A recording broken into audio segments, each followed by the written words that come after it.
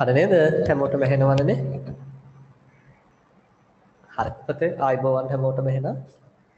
අපි පටන් ගමු. එතකොට අද අපි අලුත් පාඩමක් පටන් ගන්නවා. මම ඔයාලට කිව්වා. ඔයාලගේ සිලබස් එකේ පුතේ 18 වෙනි පාඩම. ඔයාලගේ සිලබස් එකේ 18 වෙනි පාඩම තමයි අද අපි පටන් ගන්නෙ.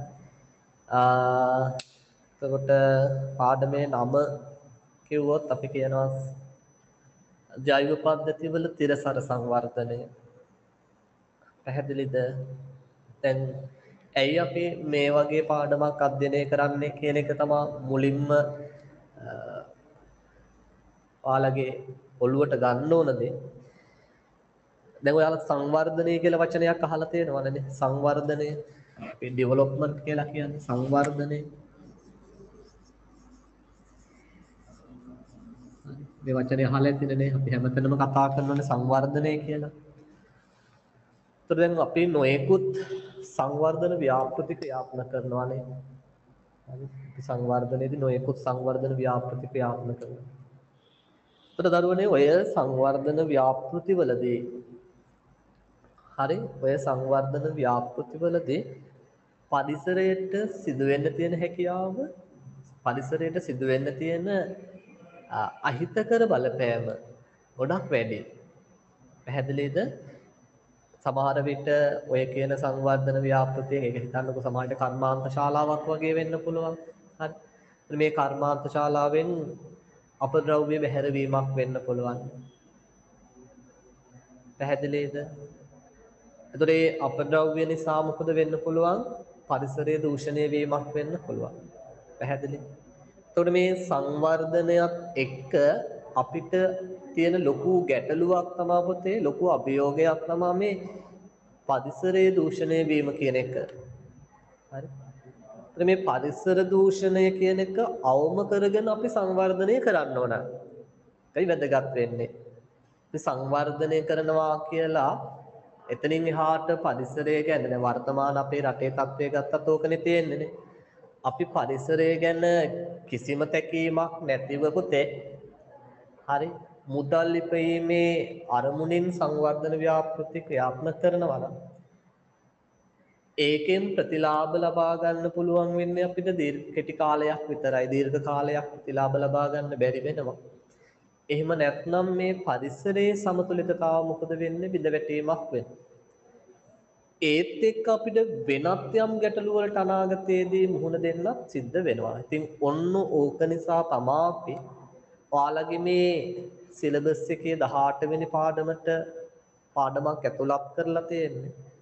අපි කොහොමද මේ සංවර්ධන ව්‍යාපෘති ක්‍රියාත්මක කරනකොට අපි මොකක් හරි කර්මාන්ත ශාලාවක් කරගෙන යනකොට ඒකෙන් පරිසරයට වන බලපෑම අවම කරලා ඒක තිරසර සංවර්ධන ක්‍රියාවලියක් බවට පත් කරගන්නේ කොහොමද කියන එක තමයි අපි මේ පාඩම තුළ බලන්නේ. සංවර්ධනය කියන එකට අපි තව වචනයක් එකතු කරගන්නවා. මොකද්ද වචනය? තිරසර සංවර්ධනය කියලා අපි කියනවා. ඒතර තිරසර සංවර්ධනය කියන්නේ තිරසර කියන්නේ පුතේ long existence කියලා අපි කියනවා. long existence කියන්නේ දිගු කල් පවතින කියන අදහස. කියන්නේ සංවර්ධන ව්‍යාපෘතියක් මේ හතු පිපෙනා වගේ අද පටන් අරගෙන අද ප්‍රතිලාභ ලබලා හිතින් ඉවර වෙන එකක් වෙන්න බෑ. ඒක දීර්ඝ කාලීනව ප්‍රතිලාභ ලබන ක්‍රියාවලියක් වෙන්න ඕන. පැහැදිලිද? ඒක අපි කියන දිගු කල් පවතින කියන අදහස. ඒතර අපි මේ පාඩමේ පොතේ කතා කරන්නේ ජෛව පද්ධතිවල තිරසර සංවර්ධනය කොහොමද අපි තහවුරු කරගන්නේ කියන එක. හරි. දැන් මම කියවනේ අපි නොයෙකුත් කර්මාන්ත කරගෙන යනකොට නොයෙකුත් සංවර්ධන ව්‍යාපෘති කරගෙන යනකොට පරිසරයට අහිතකර බලපෑමක් ඇති වෙනවා කියලා. හරි. එතකොට ඔය පරිසරය කියන එක අපි මෙතනදී ජෛව පද්ධති කියලා වෙන් කර ගන්නවා. එහෙනම් මෙන්න මේ ජෛව පද්ධති වලට පුතේ අහිතකර බලපෑමක් ඇති වෙන්න පුළුවන්. ඒක අවම කරලා අද අපි මේ භාවිත කරන ජෛව පද්ධති අපේ අනාගත පරම්පරාවටත් ඒ ආකාරයෙන්ම අපිට ලබා දෙන්න හැකියාව තියෙනවා නම් අන්න ඒකට තමයි අපි කියන්නේ මොකක් කියලාද? ජෛව පද්ධතිවල තිරසාර සංවර්ධනයක් කියලා. නැත්නම් ජෛව පද්ධතිවල තිරසාර භාවය කියලා අපි කියනවා. ඉතින් මේ පාඩම තුල ඔන්න ඕක මූලික කරගෙන තමයි පුතේ අපි ඉස්සරහට කතා කරගෙන යන්නේ. අපි මේ පාඩමේ මුලින් කතා කරනවා අපද්‍රව්‍ය සම්බන්ධව. එහෙම නැත්නම් අපස්සන්දන කියලා අපි කියනවා, වේස්ට් කියලා ඉංග්‍රීසියෙන් කියනවා. අපද්‍රව්‍ය නැත්නම් අපස්සන්දන සම්බන්ධව කතා කරනවා. එතන මේ අපස්සන්දන ගත්තාම ඒවා ප්‍රධාන කාණ්ඩ තුනකට අපිට වෙන් කරගන්න පුළුවන්. ඒ වගේ පුතේ භෞතික ස්වභාවය අනුව. දැන් උදාහරණයක් විදිහට මෙහෙම හිතන්න. යම් කර්මාන්ත ශාලාවක් තියෙනවා පුතේ. එතන ඉන්ධන දහනයක් වෙනවා. කාබන් ඩයොක්සයිඩ් වගේ වායු පිට වෙනවා. එහෙනම් එතන මුක්ත වෙන අපද්‍රව්‍ය තියෙන වායු ස්වභාවය නේද? නේද? එතන තියෙන අපද්‍රව්‍ය තියෙන්නේ මොන ස්වභාවයෙන්ද? වායු කියන ස්වභාවයෙන්. එහෙනම් ඒ වගේවට අපි කියනවා වායුමය අපද්‍රව්‍ය කියලා. ඒ වගේම පුතේ ද්‍රවමය අපද්‍රව්‍යයක් තියෙනවා, ඝනමය අපද්‍රව්‍යයක් තියෙනවා. හැබැයි ඔයාලගේ සිලබස් එක තුල ඔයාලට උගන්වන්න කියලා කියන්නේ ඝන අපද්‍රව්‍ය සම්බන්ධව පමණයි. අපි වායුමය අපද්‍රව්‍ය, අපි ද්‍රවමය අපද්‍රව්‍ය පිළිබඳව මෙතනදී කතා කරන්නේ නැහැ. අපි කතා කරන්නේ ඝන අපද්‍රව්‍ය සම්බන්ධව විතරයි. පැහැදිලිද? ඒතර ඔන්න ඔය මූලික කාරණා ටික ඔළුවේ තියාගන්න. ඊට පස්සේ අපි එතනින් එහාට දීර්ඝ වශයෙන් ඝන අපද්‍රව්‍ය සම්බන්ධව සාකච්ඡා කරගෙන එනවා. right. එතකොට මම හිතනවා දැන් ඔයාලා හැමෝම මේ පාඩමට අදාළ නිබන්ධනය අරගෙන ඇති. මොකද අපි මේකේ සියල්ල ලියන්නේ කතා කරන්නේ නිබන්ධනය මගින්. ඒකේ සමහර තැන්වල හිස් තැන් තියෙනවා. ඒ ටිකත් පුරවගෙන සමහර තැන්වල නෝට් එක දීලා තියෙනවා. ඒවා කියවගෙන අපි මේ පාඩම කරනවා. පැහැදිලිද? right. එහෙනම් අපි ටියුට් එක පැත්තට නිබන්ධනයේ පැත්තට යමු. බලන්න මුලින්ම දීලා තියෙනවා පුතේ ජෛව පද්ධති කියන්නේ මොනවද කියන එක. මේක ඔයාලා A level වලට ඇවිල්ලා පළවෙනි දවසේ BST ක්ලාස් එකක වාඩි වුණ දවස මතක නම් ඒ දවසේ ඔයාලා මංගාවට මුල ඉඳලා වනම් මම ඔයාලා මුල්ම දවස්වල වෙන ගුරුවෙක් ගාවට ගියා නම් ඒ ගුරුවරයා ඔයාලට ජෛව පද්ධතියක් කියන්නේ මොකක්ද කියන එක කියලා දීලා ඇති. දැන් මොකක්ද ජෛව පද්ධතියක් කියන්නේ? එහෙනම් මෙන්න අර්ථ දැක්වීම ඔකේ තියෙනවා. අපි කියවමු. යම් නිශ්චිත ප්‍රදේශයක නිශ්චිත කාල සීමාවක් තුළදී ජීවීන් සහ ජීවීන් අජීවීන් අතර අන්තර්ක්‍රියා සිදු වෙමින් පවතින ඒකකය. පැහැදිලිද? යම් නිශ්චිත ප්‍රදේශයක නිශ්චිත කාල සීමාවක් තුළදී ජීවීන් අතරත් ජීවීන් අජීවීන් අතරත් අන්තර්ක්‍රියා සිදු වෙමින් පවතින ඒකකයට කියනවා පුතේ අපි මොකක් කියලාද? ජෛව පද්ධතියක් කියලා. පැහැදිලි නේද? right. ඊළඟට අපි බලන්න ඕන ජෛව පද්ධතිවල තිරසර සංවර්ධනය කියන්නේ මොකක්ද කියන එක. මම අර්ථ දැක්වීම දෙන්නම් සටහන් කරගන්න මේ විදිහට එතන තියෙන හිස්තැනේ. ජෛව පද්ධති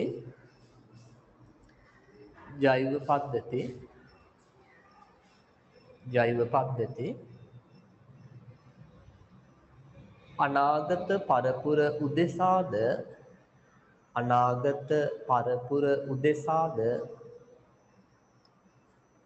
ජෛව පද්ධති අනාගත පරපුර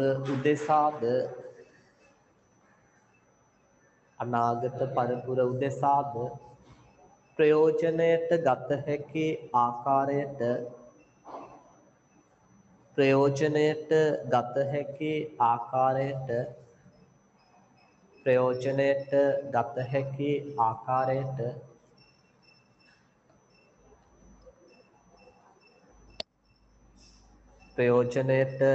හැකි ආකාරයට වර්තමානයේදී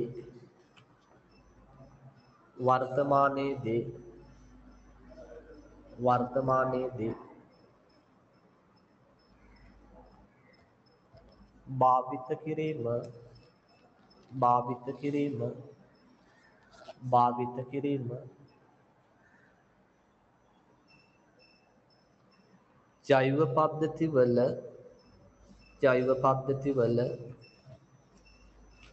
පද්ධති වල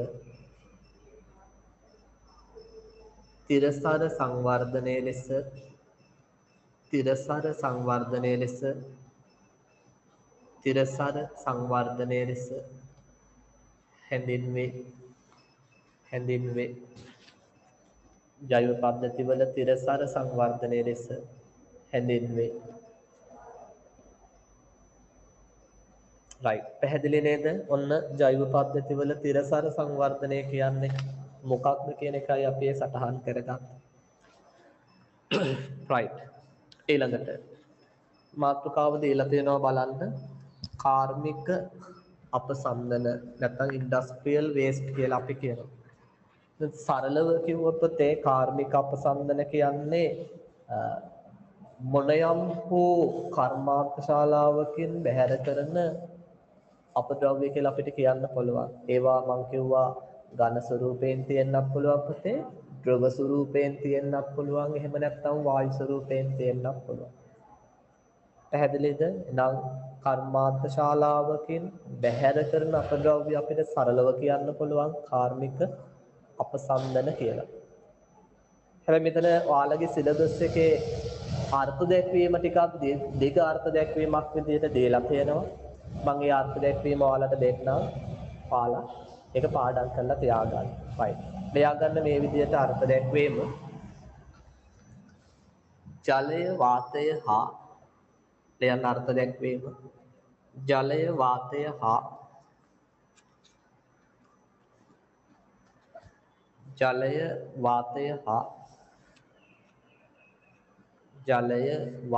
හා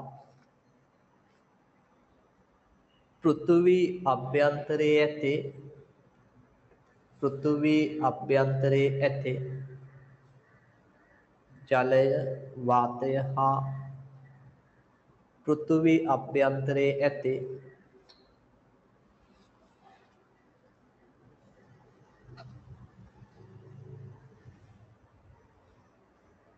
खनिज पेट्रोलियम වැනි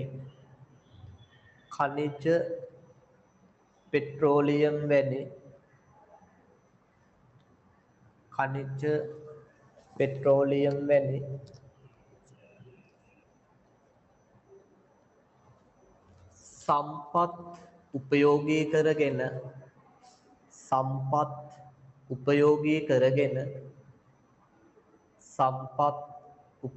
කරගෙන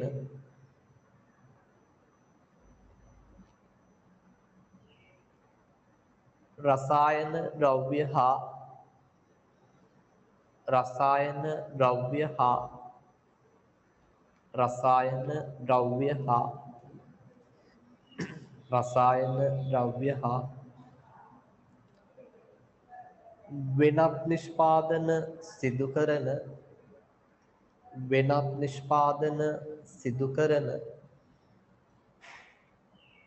වෙනත් නිෂ්පාදන සිදු කරන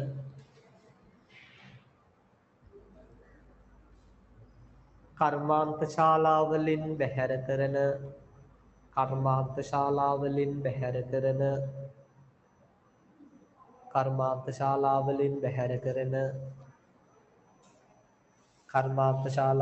බැහැර කරන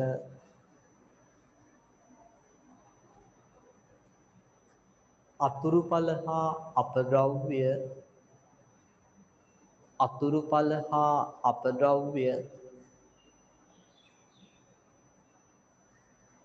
කාර්මික අපසන්දන ලෙස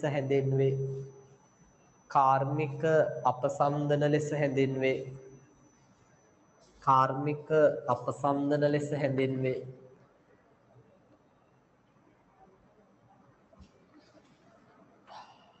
right පැහැදිලිද? මම අර කියපු සරල අදහස තියෙන්නේ. නමුත් ඔයාලගේ සිලබස් එක තුල අර්ථ දැක්වීම දෙනකොට ඒකට ටිකක් එහෙම් මෙහෙම් නේද? එහෙම් මෙහෙම් කෑලි ටිකක් එල්ලලා ඉතින් ටිකක් දිගට අර්ථ දැක්වීම දීලා තියෙනවා. ඉල්ලීමක් තියෙනවා නැවත අර්ථ දැක්වීම කියන්න කියලා. ඔන්න මම අහගන්නවා අඩුපාඩුවක් තියෙනවා නම් හදාගන්න. ජලය වාතය හා පෘථුවිය අභ්‍යන්තරයේ ඇති ජලය වාතය හා පෘථුවිය අභ්‍යන්තරයේ ඇති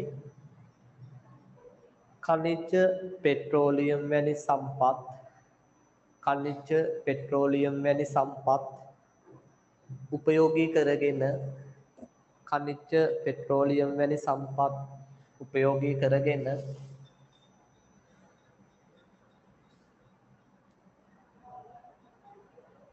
රසායන ද්‍රව්‍ය හා වෙනත් නිෂ්පාදන සිදු කරන රසායන ද්‍රව්‍ය හා වෙනත් නිෂ්පාදන සිදු කරන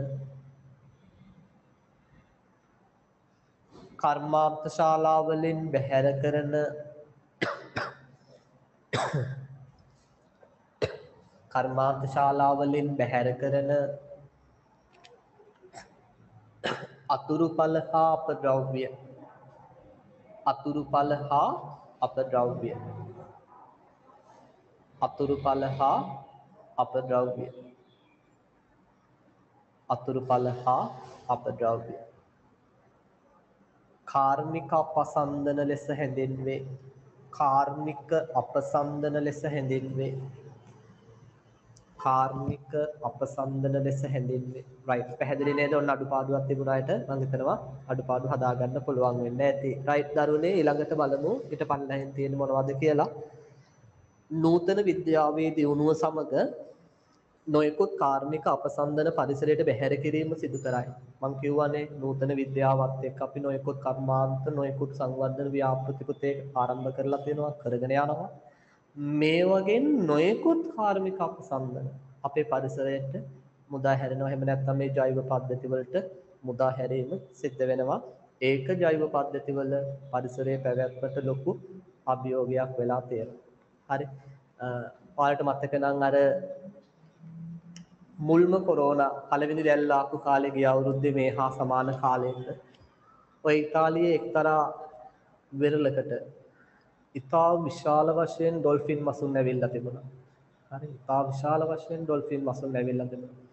ඒ දක්වා ඒ කියන්නේ කොරෝනා තියෙන කලින් මේ පැත්ත පළාතේ ඩොල්ෆින් මස්සෙක් ඇවිල්ලා තිබුණේ නැහැ. ඇයි ඒ ජලජ පරිසරයේ පුතේ මානව ක්‍රියා නිසා නොයෙකුත් හේතු නිසා දූෂණය වෙලා තිබුණේ මාළුවෙක්ට එන්න සුදුසු පරිසරයක් තිබුණේ නැහැ. හැබැයි මානව ක්‍රියා මාසයක් දෙකක් එක දිගට නතර වෙලා තිබුණා. අර පරිසරයේ නැත්තම් ඒ ජලජ පරිසරයේ නැවත යථා තත්ත්වයට කෙමෙන්පත් වෙනකොට අන්න මාළු නැත්තම් ඩොල්ෆින් මත්ස්‍ය මොකද වුනේ? ඒ පරිසරයට එන්න පටන් ගත්තා. පැහැදිලිද? එතකොට ඒකෙන්ම පැහැදිලි වෙනවා මිනිසා විසින් සංවර්ධන ව්‍යාපෘතිවලදී නැත්නම් මේ සංවර්ධනය කියන එක කරගෙන යද්දී පරිසරයට ලොකු බලපෑමක් ලොකු අහිතකර තත්ත්වයක් ඇති කරලා තියෙනවා කියන එක. ඉතින් මතක තියාගන්න මේක පරිසරයේ පැවැත්මට මේක පෘථුවියේ පැවැත්මට සමස්ත පෘථුවියේ පැවැත්මට ලොකු අභියෝගයක්. හරි. ඉතින් අනාගතයේදී මේට වඩා අභියෝග වලට අපිට මුහුණ දෙන්න වේවි මේ විදිහට ගියොත් ඒක මතක තියාගන්න. මේ වගේ වසංගත වගේ ඊට වඩා දරුණු වසංගතයේවි. ඊට වඩා දරුණු වෙනත් දේවල් වේවි සමහර විට මුහුදු ගොඩ ගැලේ, ගිනි කඳු පිපිරේ. හරි. ඒ වගේ ලොකු ව්‍යසන තත්ත්ව තව අනාගතයේදී සිද්ධ වේවි. අපි විසින් මිනිසා විසින් පරිසරයට මේ විදියට දිගටම හානි කරගෙන ගියොත් ඉතින් ඒ හානිය අවම කරගන්න තම අපි මේ විෂයක් තුල පාඩමක් විදියට දරුවන්ට උගන්වන්න උත්සාහ කරන්න. මොකද අනාගතයේදී ඔයාලා තමයි මේ රට බාරගන්නේ. ඉතින් ඔයාලවත් එතෙන්ට ගිහිල්ලා මේ දේවල් අවම කරන්න අවශ්‍ය කටයුතු කරන්න ඕන කියන එක තමයි. හරි මේ වගේ බලාපොරොත්තුව. හොඳයි. ඒකෙම කියනවා මෙම කාර්මික අපසන්දන ස්වභාවය අනුව ආකාර තුනකට වර්ග කෙරේ. මොනවද? ඝන අපද්‍රව්‍ය තියෙනවා, ද්‍රව අපද්‍රව්‍ය තියෙනවා, වායු අපද්‍රව්‍ය තියෙනවා. පැහැදිලි නේ? ඊළඟට බලන්න මොකද කියන්නේ මෙම කාර්මික අපසන්දන අතර ප්‍රධාන ආකාරයක් ලෙස ඝන අපද්‍රව්‍ය සැලකිය හැකිය. මේ වගේ ප්‍රධාන ආකාරයක් විදිහට අපි ඝන අපද්‍රව්‍ය සැලකනවා. මෙම නිසා මෙම ඝන අපද්‍රව්‍ය මනා ලෙස කළමනාකරණයේ ජෛව පද්ධති වල තිරසාර පැවැත්මට වැදගත් වේ. right. එතකොට මොනවද ඝන අපද්‍රව්‍ය කියන්නේ? මොනවද ඝන අපද්‍රව්‍ය කියන්නේ? එතකොට ඝන ස්වරූපයෙන් තියෙන අපද්‍රව්‍යයට අපි කියනවා ඝන අපද්‍රව්‍ය කියලා. හරි? ඝණයක් විදිහට තියෙනවා නම් අපි ඒවට කියනවා ඝන අපද්‍රව්‍ය කියලා. එහෙම නැත්නම් ද්‍රව ස්වරූපයෙන් නොමැති අපද්‍රව්‍ය අපි සාමාන්‍යයෙන් කියනවා ඝන අපද්‍රව්‍ය. ඒතර මේ වගේ මතක තියාගන්න අහිතකර දූෂක තියෙන්නත් පුළුවන්. අහිතකර දූෂක නැති වෙන්නත් පුළුවන්. මතක තියාගන්න හැම විටම අපද්‍රව්‍ය අහිතකරයි කියලා කියන්න අපිට අමාරුයි. හරි? හැම විටම අපද්‍රව්‍ය අහිතකරයි කියලා කියන්න අමාරුයි. අපිට අපද්‍රව්‍ය වලින් යම් ප්‍රයෝජන අරගන්න පුළුවන්. හරි? දැන් උදාහරණයක් විදිහට පිදුරු කියලා කියන්නේ අපද්‍රව්‍යයක් තමයි. කුෂිකර්මාන්තයෙන් නිකුත් වන අතුරු ඵලයක්නේ. හැබැයි පිදුරු කියන එක ඒක අපිට මේ ලොකු ගැටලුවක් ඇති කරන්න පුළුවන් විදිහ අපද්‍රව්‍යයක් නෙමෙයි. ඒකෙන් ගොඩක් දුරට අපිට වාසි නැත්තම් ප්‍රයෝජන තියෙනවා. පැහැදිලිද? හැබැයි දැන් හිතන්න ඔයාලා භාවිත කරන ජංගම දුරකථනය.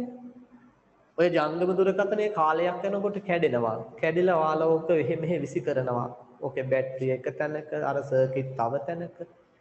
අන්න අහිතකර බලපෑමක් ඇති වෙන්න පුළුවන්. මොකද ඔය බැටරියේ ඊයම් වගේ දේවල් තියෙනවා. ඔය සර්කිට් හදන්න නොයෙකුත් රසායනික ද්‍රව්‍ය නැත්නම් ඒ විෂ මූල ද්‍රව්‍ය භාවිත කරලා තියෙනවා. ඒතකොට ඒවා අපේ පරිසරයට අන්න එකතු වෙනවා. එතකොට අහිතකර බලපෑමක් ඇති වෙන්න පුළුවන්. ඒතර ඔය දෙකම ඝන අපද්‍රව්‍ය තමයි. හරි පිදුරු කියලා කියන්නේ ඝන අපද්‍රව්‍යයක් තමයි. අර මම කියපු බැටරිය හරි ඊට පස්සේ ඉලෙක්ට්‍රොනික කැබලි හරි ඒවත් ඝන අපද්‍රව්‍ය තමයි. හැබැයි සමහර ඒවාගෙන් අපිට වාසිත් තියෙනවා. සමහර ඒවාගෙන් අපිට තියෙන්නේ අහිතකර බලපෑම. පැහැදිලි නේද? right. අපි ඝන අපද්‍රව්‍ය වල අර්ථ දැක්වීම ලියාගමු. මෙතන අර්ථ දැක්වීම දෙකක් තියෙනවා පොතේ. අපි මේ දෙක සටහන් කරගමු. ලියන්න මේ විදිහට ද්‍රව ආකාරයෙන්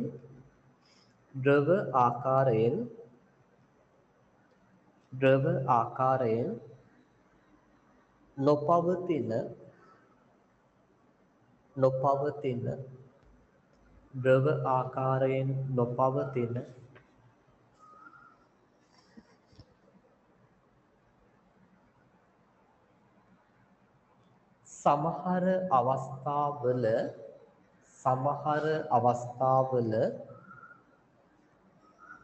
සමහර අවස්ථාවල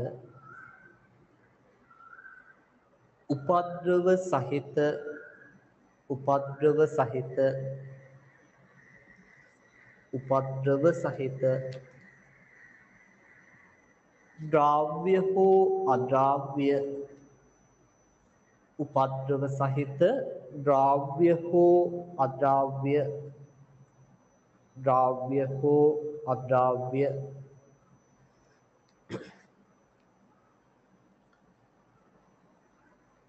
සංකීර්ණ සංයෝග අඩංගු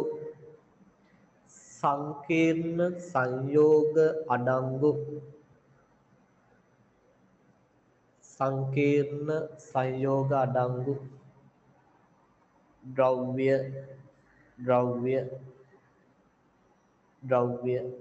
ඝන අපද්‍රව්‍ය ලෙස හැඳින්වේ. ඝන අපද්‍රව්‍ය ලෙස හැඳින්වේ.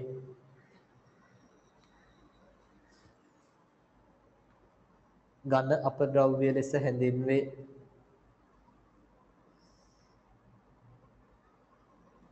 ඝන අපද්‍රව්‍ය ලෙස හැඳින්වේ.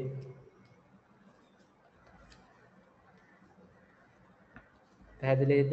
right. ඊට පස්සේ පුතේ එතනම මම නැතහොත් කියලා දාලා තියෙනවා. ඒ කියන්නේ අපිට තව අර්ථ දැක්වීමක් ලියා ගන්න තියෙනවා. මම ඒකත් දෙන්නම්. ලියා ගන්න මේ විදිහට ඕනෑම ප්‍රභවයකින්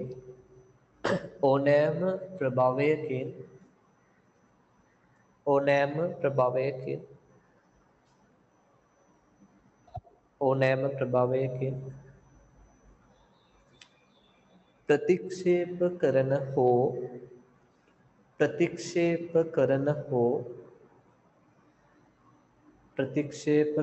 හෝ බැහැර කරන ඝන ද්‍රව්‍යයක් ලෙස බැහැර කරන ඝන ද්‍රව්‍යයක් ලෙස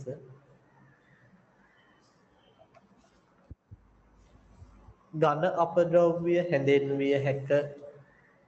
ඝන අපද්‍රව්‍ය හැඳින්විය හැක.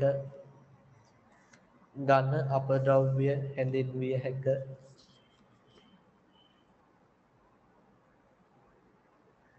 right පැහැදිලි නේද? ඒතර ඔන්න පොතේ ඝන අපද්‍රව්‍ය සඳහා අර්ථ දැක්වීම දෙකක් දුන්නා.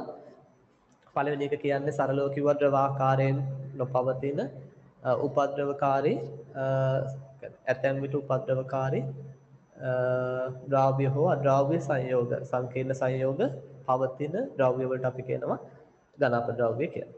එහෙම නැත්නම් අපි කියුවා හරි ඕනෑම ප්‍රභවයකින් ප්‍රතික්ෂේප කරන හෝ බැහැර කරන ඝන විදිහට තියෙන දෙයක් අපිට හඳුන්වන්න පුළුවන් ඝන අපද්‍රව්‍යයක් විදිහට. පැහැදිලි නේද? right එහා පැත්තට එන්න එහෙනම්.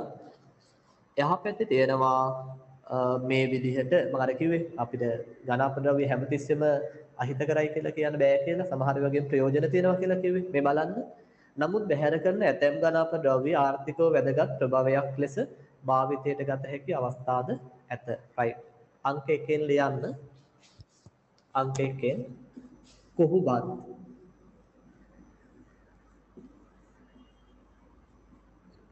අංක 1 ලියන්න කොහුබත් ඉස්සරහින් චුටි රිකැලක් දාලා ලියා ගන්න ප්‍රයෝජන ටිකක් ලියමු.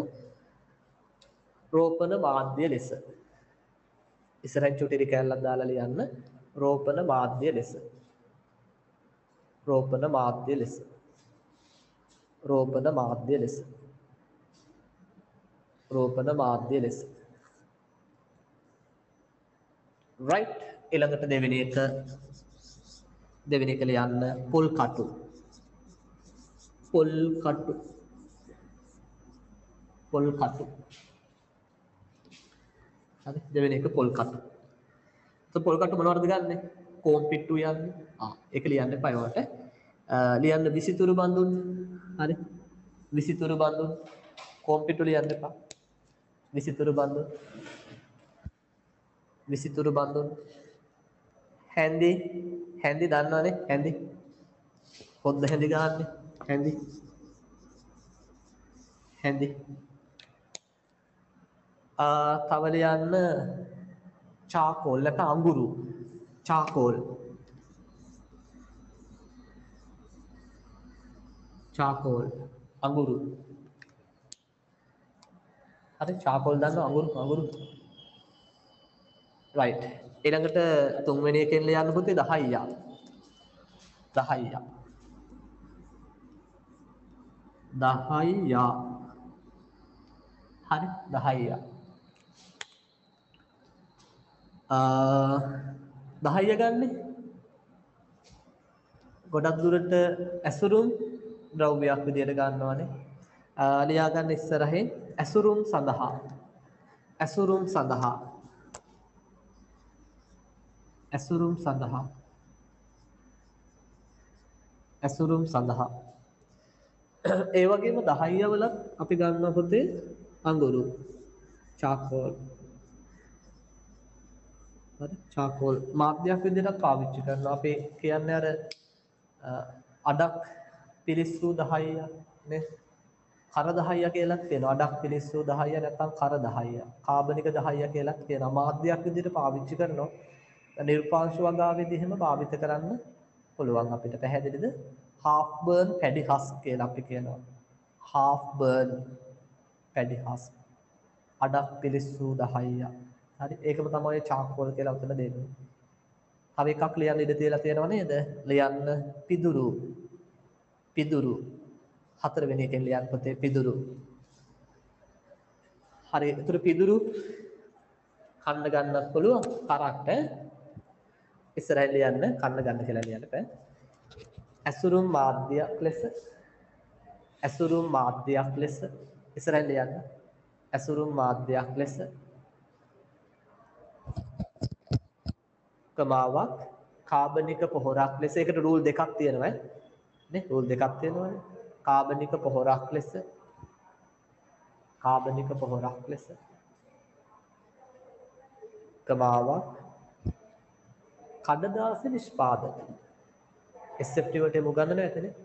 කඩදාසි නිෂ්පාදනය. කඩදාසි නිෂ්පාදනය. right. පැහැදිලිද? ඒතර අපි කිව්වේ දැන් සාමාන්‍යයෙන් ඝන අපද්‍රව්‍ය අපි කියන්නේ හිත කරයි කියලානේ සාමාන්‍යයෙන් අපි කතා කරන්නේ නේ. ඒක තමයි පොදු මතය. ඝන අපද්‍රව්‍ය අහිත කරයි.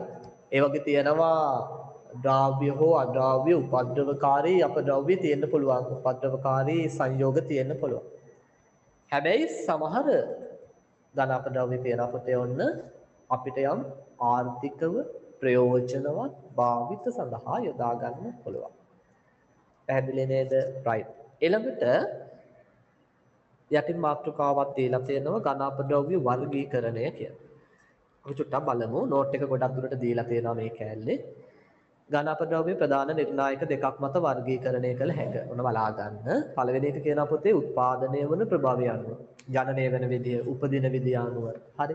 දෙවෙනි එක අපි කියනවා සංයුතිය අනුව. හරි. ඒ කියන්නේ මේ ඝන අපද්‍රව්‍ය එක එක ඒ වගේ අපිට සංයුතිය බලන්න පුළුවන් නේ. නේද?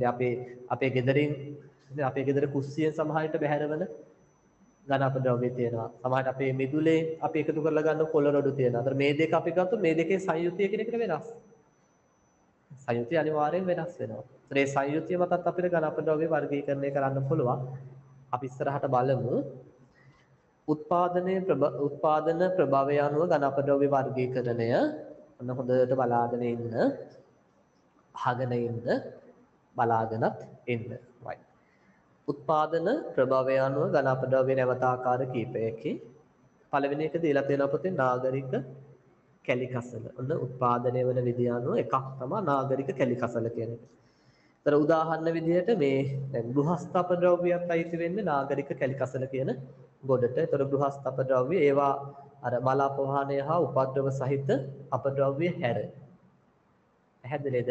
අපි එතනදී අර টয়ලට්ස් වලින් අයින් වෙන මේ මල අපද්‍රව්‍ය ඒ වගේ දේවල් අපි මේ නාගරික කැලිකසල කියන ගොඩට සලකන්නේ නෑ. හොඳට මතක තියාගන්න. එහෙම නැත්නම් අපේ ගෙදරින් ඉවත් කරන ඔය සමහර විට ඉලෙක්ට්‍රොනික අපද්‍රව්‍ය තියෙන්නේ. ඒවත් මේ නාගරික කැලිකසල කියන ගොඩට අපි ගන්නෙ නෑ. පැහැදිලිද? ඒවා යන්නේ උපද්‍රවකාරී අපද්‍රව්‍ය විදියට. මෙතන ගොඩක් දුරට අපි කතා කරන මම අර කිව්වේ අපේ ගෙදර කුස්සියෙන් අයින් කරන අපද්‍රව්‍ය ටික. මිදුලේ අතු ගාලා ගන්න කොළ රොඩු ටික. ඒ ටික තමයි මේ ගෘහස්ත අපද්‍රව්‍ය කියන කොට එතකොට තියෙන්නේ. ඊළඟ දෙවෙනි උදාහරණය දෙනවා වාණිජ අපද්‍රව්‍ය. එතකොට වෙළඳ පොලෙන් නිකුත් වන අපද්‍රව්‍ය තමයි වාණිජ අපද්‍රව්‍ය කියලා අපි කියන්නේ.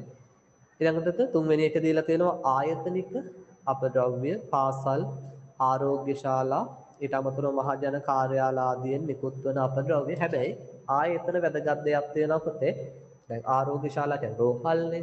රෝහල් වලින් පිට කරන අපද්‍රව්‍ය වල තියෙනවා සායනික අපද්‍රව්‍ය කියන ඒවා. හරි. සායනික අපද්‍රව්‍ය කියන්නේ නොයෙකුත් උපද්‍රවකාරී භෞතික රසායනික ජෛවීය කියන දේවල් අන්තර්ගත වෙන්න පුළුවන්. ඒ කියන සායනික අපද්‍රව්‍ය මේකට අයිති වෙන්නේ නැහැ. ඒ කියන්නේ ඔයාලා දැන් ඔළුවට ගන්න ඕන කාරණේ තමයි මේ නාගරික කැලිකසල කියන පොඩට උපද්‍රවකාරී ද්‍රව්‍ය තියෙන අපද්‍රව්‍ය අපි අයිති කරන්නේ ඒ ටික පුතේ වෙනම එනවා. තුන්වෙනි කාණ්ඩයකනේ තියෙන්නේ නේ උපද්‍රවකාරී අපද්‍රව්‍ය වෙනම මේකේ අරගෙන තියෙනවා. right. ඒක ඔළුවේ තියාගන්න. හතරවෙනි එක මාර්ගතු ගෑමෙන් වෙරළ පිරිසිදු කිරීමෙන් එකතු වන අපද්‍රව්‍ය. ගෙවත්තෙන් ඉවතලන අපද්‍රව්‍ය ගස් කැපීමෙන් හා තන කමක් නෑනේ. හරි. නයන්න හරියට තියනවා කියන ගැටලුවක් නෑ. තන කැපීමෙන් එකතු වන හරිද? එකතු වන අපද්‍රව්‍ය. තනකොළ කියලා ලිව්වත් කමක් නෑ. හරිද? ඊළඟට නාගරික ප්‍රදේශවල කාණු වලින් එකතු වන අපද්‍රව්‍ය. දැන් මේවා ඔක්කොම කියන්නත් නම් ඕනේ නෑ. ඔයාලට කියවලා තේරුම් ගන්න පුළුවන්. ඊළඟට ඉදිකිරීම අපද්‍රව්‍ය නාගරික ගොඩනැගීම් සඳහා අනුමත කර්මාන්ත ශාලාවලින් ඉවත් වන අපද්‍රව්‍ය. ඒතර එතනදිත් දැන් උදාහරණෙද ගඩොල් කැට වගේ දේවල්. හරි. ඒවා අපිට ගන්න පුළුවන් පොතේ මේ ඉදිකිරීම අපද්‍රව්‍යයක් විදියට. ඒ වගේ උපද්‍රවකාරී ද්‍රව්‍ය අන්තර්ගත වෙන්නේ නැහැ. හැබැයි තීන්ත වගේ දෙයක් ගත්තොත් ඒක ගන්න බෑ. අපි හිතන්නේ මේ බිත්තිය පේන්ට් කරන්න මේක බිත්තියක් නෙමෙයි මේ බෝඩ් එකක් තියෙන්නේ. බිත්තිය පේන්ට් කරන්න ගන්න තීන්ත කියලා හිතන්න. තීන්ත ගන්න බෑ මේ ගොඩට. හොඳට මතක තියාගන්න. හරි මේ ඉදිකිරීම අපද්‍රව්‍ය ගොඩට කවුද ගන්න බැරි? තීන්ත ගන්න බෑ. හරි. එහෙම නැත්නම් ඔය දැව ආරක්ෂක ඒ වගේ දේවල් ගන්න බෑ. ඇයි ඒ වගේ උපද්‍රවකාරී ද්‍රව්‍ය අන්තර්ගත වෙන්න පුළුවන්. දැන් උදාහරණයක් තීන්තවල සමහරට ඔය ඊයම් වගේ දේවල් තියෙන්න පුළුවන් පොතේ. අහිතකර රසායනික ද්‍රව්‍ය තියෙන්න පුළුවන්. අන්න ඒව ගන්න නෑ. හැබැයි අපි ගඩොල් ඒව ගැටලුවක් නෑ.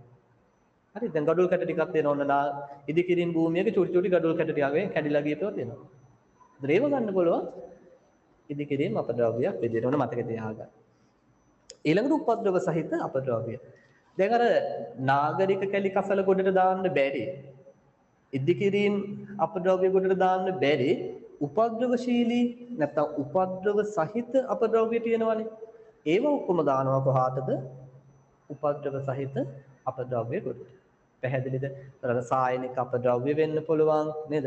රසායනිකුත් ආසාදිත අපද්‍රව්‍ය වෙන්න පුළුවන්. ඉලෙක්ට්‍රොනික අපද්‍රව්‍ය වෙන්න පුළුවන්. ඒ සියල්ල වැටෙන්නේ මොකේටද? මෙන්න මේ තුන්වෙනි කොටට. පැහැදිලි නේද? right. ඊළඟට අපි යනවා පුතේ සංයුතිය අනුව අපගන්න අපද්‍රව්‍ය වර්ගීකරණය බලන්න. right. මේ බලන්න. සංයුතිය අනුව ඝන අපද්‍රව්‍ය නැවත කාණ්ඩ තුනකට වර්ගීකරණය කළ හැක. පළවෙනි එක කියනවා සාමාන්‍ය ඝන අපද්‍රව්‍ය දි รา පත් වන. හරි? සාමාන්‍ය ඝන අපද්‍රව්‍ය දි รา පත් වන. ඊළඟට දෙවෙනි එක කියනවා සාමාන්‍ය ඝන අපද්‍රව්‍ය දි รา පත් නොවන හෝ දි รา පත් වීමට අපහසු.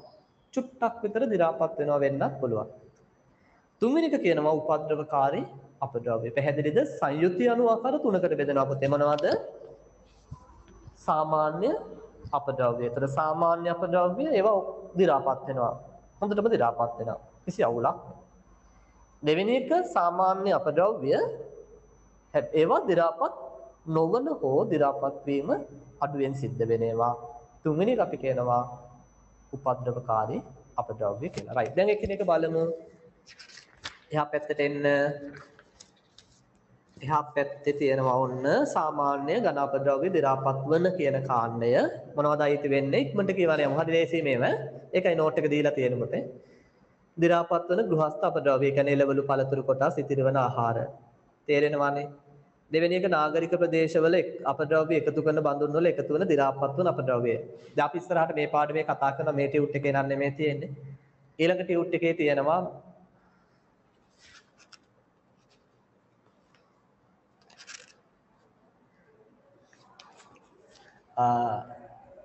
ඔය අපද්‍රව්‍ය එකතු කරන තැන්වල සමහර නගර වල වෙනකොට අපේ ක්ලාස් එකේ වාරිපුල ක්ලාස් එකට සම්බන්ධ අය දන්නවා. ඒ වාරිපුල ක්ලාස් එකේ අර කසල බඳුන් තියෙනවනේ. එක එක පාට කොළ පාට තියෙනවා. කහ පාට තියෙනවා, තැඹිලි පාට තියෙනවා. රතු පාට තියෙනවා. ඒ වගේ එක එක පාට තියෙනවනේ. ඒතකොට දැන් ඔය එක එක පාට තියෙන්නේ ඇයි එක එක පක්ෂයයිට කියන්නේ ශ්‍රී ලංකා නිදහස් පක්ෂයයිට කියලා නිල් පාටයකට දාන්න. ජේ.පී. එකකට රතු පාටයකට කියලා දාන්න. එහෙමද? නෑ නෑ නෑ. එහෙම එකක් නෙමෙයි එතන තියෙන්නේ. ඒ ඝන අපද්‍රව්‍ය වර්ග වෙන් කරලා දාන්න තමයි තියෙන්නේ. උදාහරණයක් කොළ පාටයකට අපි දාන්නේ දි รา පත් වන අපද්‍රව්‍ය. පැහැදිලිද? ඒ වගේ. දි รา පත් වෙනව දාන්නේ කොළ පාට. අන්න ඒ විදිහට පුතේ ඔය නාගරික ප්‍රදේශයක හරි කොහේ හරි මේ වගේ තැනක තියෙන කසල බඳුන් වල ඒ කොළ පාට බඳුන එකතු වෙලා තියෙන්නේ. අන්න ඒව අපිට ගන්න පුළුවන් ඔන්න ඔය දි รา පත් වන නැත්නම් සාමාන්‍ය අපද්‍රව්‍ය දි รา පත් වන. හැබැයි මෙහෙම ගැටලුවක් තියෙනවා. මේ ක්ලාස් එකේ නම් මේ ළමයිට පොඩි ප්‍රශ්නයක් තියෙනවා. මේ ඒකේ ළමයි දන්නේ නැහැ. මෙමෙ ගහලා තියෙනවා. මේකේ දි รา පත් වෙන ඒවා දාන්න, මේකේ පොලිතීන් ප්ලාස්ටික් දාන්න ඒ ගහලා තියෙනවා. ඒ වුණාට අනේ මන්ද ඉතින් මේ ළමයිට ඒව තේරෙන්නේ නැද්ද කොහෙද මේ දානවා ඉතින් කලවම් කරලා දානවා. හරි හදිස්සියද දන්නේ නැහැ ඉතින් හදිස්සියද මෙහෙමයි ඉතින් සමහර වෙලාවෙම හදිස්සියට කියපුවම ඉතින් අර টয়ලට් එකම ගිහලා හොදාගන්නේ නැතුව එනවා ඇති. හදිස්සියට නේද? টয়ලට් එකට ගිහලා හොදාගන්නේ නැතුව හදිස්සියනේ. ඔව් හොදින්න බෑස් හදිස්සියනේ. හරි ඉතින් එහෙම කරන්න එපා. ඊට පස්සේ ඒක ඉතින් එහාට ප්‍රොසෙස් එකට ලොකු ප්‍රශ්නයක් එහෙම වුණාම. හරි. ඔක වෙන් කරගන්න මොකක් හරි අරමුණක් ඇතිවන බලාපොරොත්තුවක් ඇතිවන නේ. ඒක කලවම් කරලා දාපුවම ඒ කසල බමුන් තියෙන කිම්ම වැඩකුත් නෑ. අපරාධේ ඒ වැඩසටහන. හරි අපරාධයක්. ඒක නිසා හොඳට මතක තියාගන්න. ඔයාලා ලොකු ළමයිනේ. ඔයාලා කරනවා ඉතින් ඕක. කලබලයට අනේ ඔය ඔක්කොම ඇර ඉන්න බෑස් එකක් කරලා එකකට ඔක්කොම දාලා එනවා. එහෙම නෙවෙයි එන කම්මැලි ළමයි. ඒ අර ඉන්නේ කරින්න එපා නේද? දැන් හිතන්න දැන් පොලේ බත් එක ගෙනාවා. බත් පොලේ ලන්ච් ෂීට් එකේ. අතන දි รา පත් වෙන එකට ඉතුරු බත් එක දාන්න ඕන. ඊළඟට එකක් ඇරලා ඒකට ලන්ච් ෂීට් එක දාන්න ඕන. ඊළඟට තව එකක් ඇරලා ඒකට කඩදාසිය දාන්න ඕන. ඉතින් ඕකට හොඳ හික්මීමක්, හොඳ ඉවසීමක් තියෙන්න ඕන පතේ. හරි එහෙම ඉවසීමක් හික්මීමක් නැත්තම් බෑ. මොන මංගලද ඔක්කොම ඇර ඉන්නේ නේද? එකකට ඇරියා ඔක්කොම දැම්මා. ගොඩක් ළමයිට ඕක තමයි තියෙන්නේ. අර ඉවසීම, හික්මීම ඒ දේවල් නෑ. ඒ දැන් මම නම් කවදාකවත් එහෙම කරන්නේ නෑ. හරි මම බත් එක ගෙනලා කෑවනම් වල දැකලත් ඇති වාරිපල ක්ලාස් එකේ ළමයි මම අනිවාර්යයෙන්ම ඒ ඉතිරලා තියෙන බත් ටික දි รา පත් වෙන එකට දානවා. ලන්ච් ෂීට් එක පොලිතින් තියෙන එකට දානවා. කඩදාසි වෙනම දානවා. කඩදාසි වෙන් කරන්න ඕනේ. කඩදාසි වෙනමම ගන්න අපි. ඉතින් ඒ වගේ දැන් ඔයාලා ලොකු ළමයි දැන් තේරෙන්න ඕනනේ. කවදාකවත් ඒ වගේ වැරදි කරන්න එපා. ඒ කියන්නේ අර නොසැලකිලිමත්කම හරි නේද? වැඩි හිතන්නේ නැතිකම හරි. එහෙම කරන්න එපා. හරි මේ දේවල් කරලා තියෙන්නේ යම් බලාපොරොත්තුවක් ඇතිවනේ. ටවුන් එකක උනත් එහෙම තමයි. හරි ඊට පස්සේ හරි ඕ වැඩ කරන මිනිස්සු එන්න ඕනේ ඔය නගර ප්‍රාදේශ සභාවක හරි නගර සභාවක හරි. ඊපස්සේ මේ මිනිස්සුන්ට ආයෙ ওই ටික අරන් ගිහලා මොකද කරන්න වෙන්නේ? ආයෙ වෙන් කරන්න වෙනවනේ. කාබනික දේවල් ටික වෙනම වෙන් කරගන්න වෙනවා. දි รา පත් නොවන ඒවා දාලා තිබුණා නම් ඒවා ආයෙ වෙන් කරන්න වෙනවා. ඉතින් එක වැඩේ දෙක වෙනවා. අපි මතනින් වෙන් කරලා දුන්නා නම් අර මිනිස්සුන්ට වැඩක් කරගන්න තිබුණානේ.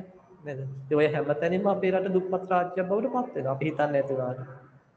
හරි ඒ හැම දෙයකින්ම වෙන්නේ අපේ රට දියුණු වෙන්න තියෙන හැකියාව අඩු වෙන එකම තමයි. ඒක හොඳට මතක තියාගන්න ඔයාලා ඒව දානකොට ඒ විදිහට වෙන් කරලා දාන්න. රයිට්. ඊළඟට තුන්වෙනි එක දි รา පත් වීමට බඳුන් වන ජීවී කොටස්, ඒ කියන්නේ පිදුරු වගේ දේවල්. දි รา පත් වන බැහැර කරන සනීපාරක්ෂක ද්‍රව්‍ය. හරි. දි รา පත් හැබැයි ඒ වගේ මේ අර උපද්‍රවකාරී අපද්‍රව්‍ය තියෙන්න බෑ. හරි. සනීපාරක්ෂක ද්‍රව්‍ය, උපද්‍රවකාරී අපද්‍රව්‍ය නැති ඒ වගේම දි รา පත් වන.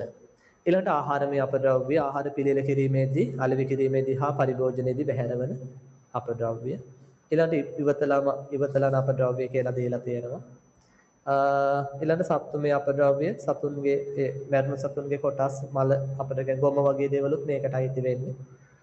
ඊළඟට ජල පිරිපහදු හා මල අපවහන පද්ධතිවල ජලය හැර ඉතිරි ඝන ද්‍රව්‍ය. පැහැදිලිද? ජල පිරිපහදු ඒකකවල දැන් අර අපි කතා කරලා තියෙනවානේ මණ්ඩි නැත්නම් රොන්බොර කියලා අපි කියන්නේ නේ. ප්‍රාථමික රොන්බොර, ද්විතීයික රොන්බොර අපි කතා කරලා තියෙනවානේ. ඉතින් ඒවත් අපිට ගන්න පුළුවන් මේකට. ඊට අමතරව මල අපවහන පද්ධතිවල ජලය හැර, හරි ජලය හැර ඉතුරු කොටස් ටික අපිට ගන්න පුළුවන් කියන මේ සාමාන්‍ය ඝන අපද්‍රව්‍ය දි รา පත් වෙන කියන කාණ්ඩය.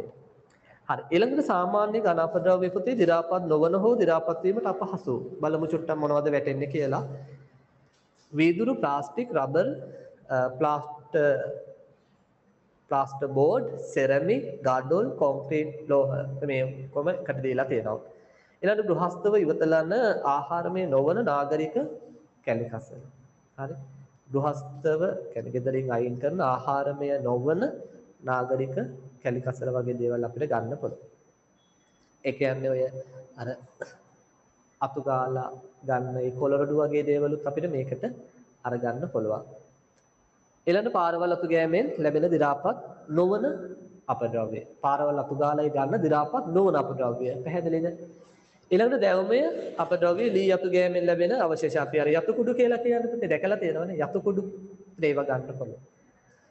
ඊළඟට දැවවල කැපුණු කොටස් ලී පෙට්ටි තේරෙනවනේ. ඊළඟට ඊයම් අඩංගු අපද්‍රව්‍ය වගේ තීන්ත වගේ දේවල්.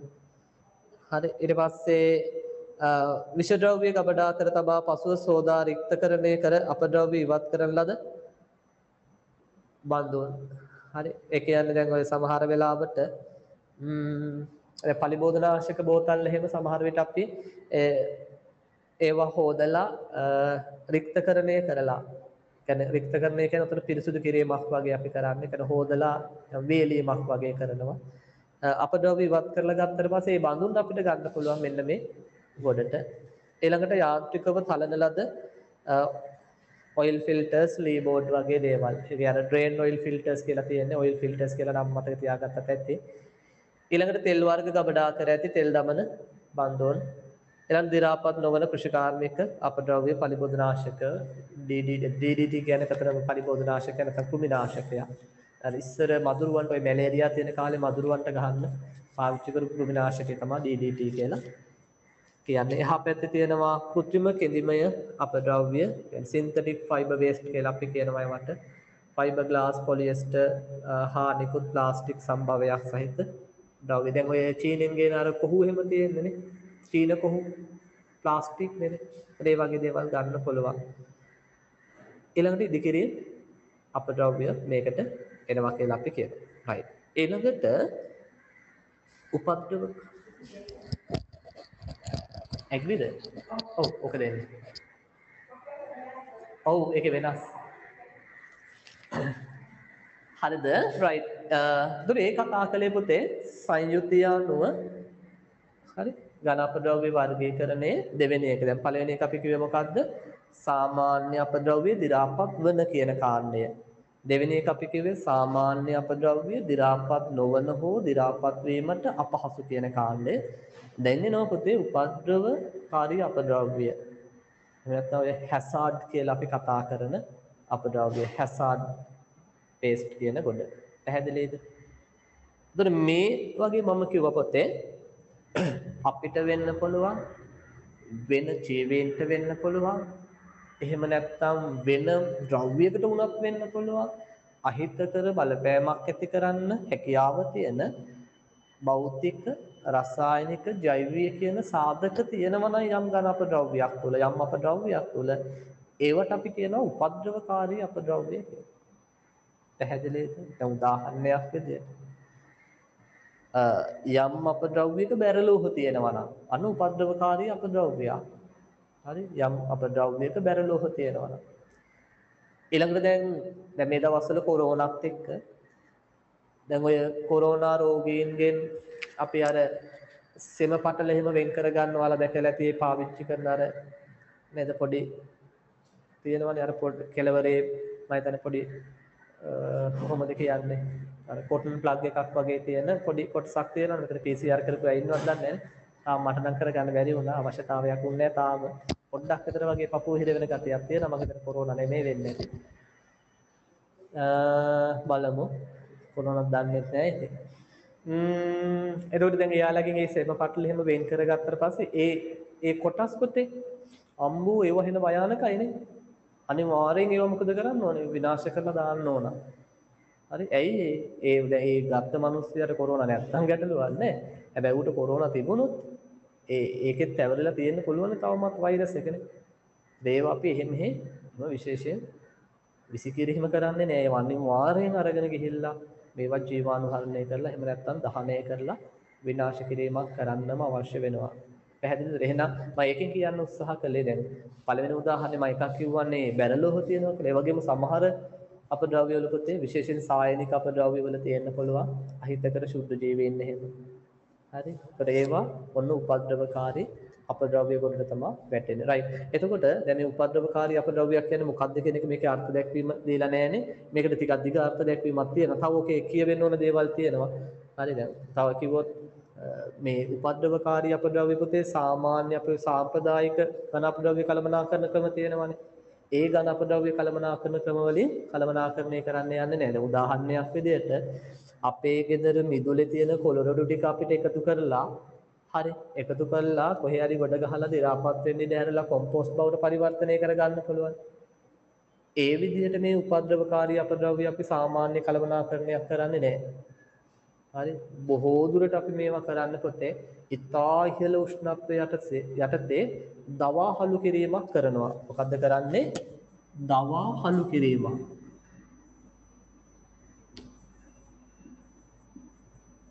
හරි ඉංග්‍රීසියෙන් අපි කියනවා ඉන්සිනරේට් කරනවා.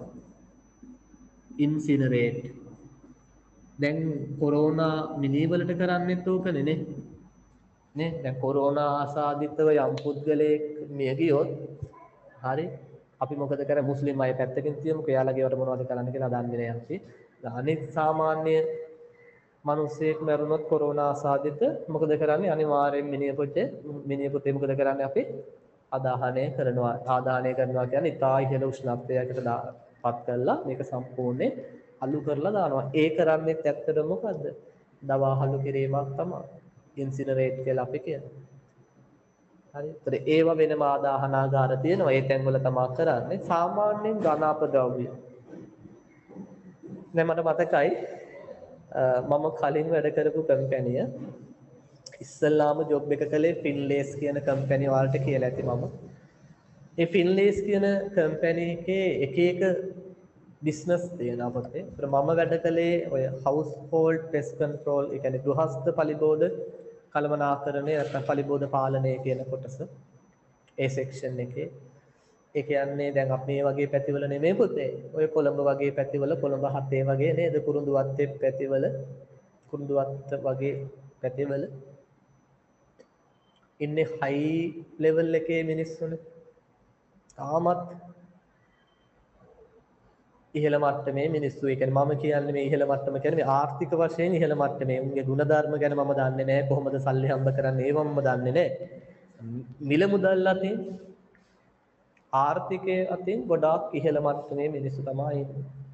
මම මතකයි මම සමහර ওই ගෙවල් වල විසිට් වලට යනකොට සමහර ගෙවල් වල ප්‍රාඩෝ තියෙනවා. ඒ කියන්නේ තාත්තට ප්‍රාඩෝ. හරි. දුවට අවුඩි. පුතාට BMW, අම්මට මොනවා හරි. එහෙම එක එක්කෙනාට වාහන තියෙනවා. හරි. එක ගෙදර තියෙනවා ප්‍රාඩෝ 2 3 සමහරට තියෙනවා. නැත්නම් ප්‍රාඩෝ අර විදිහට අවුඩි. ඒ කියන්නේ තම තමන් කැමති හොඳ වාහන වර්ග ටික තියෙනවා. ගෑල්ලා දුව කැමති අවුඩි පදින්න නම් අවුඩි.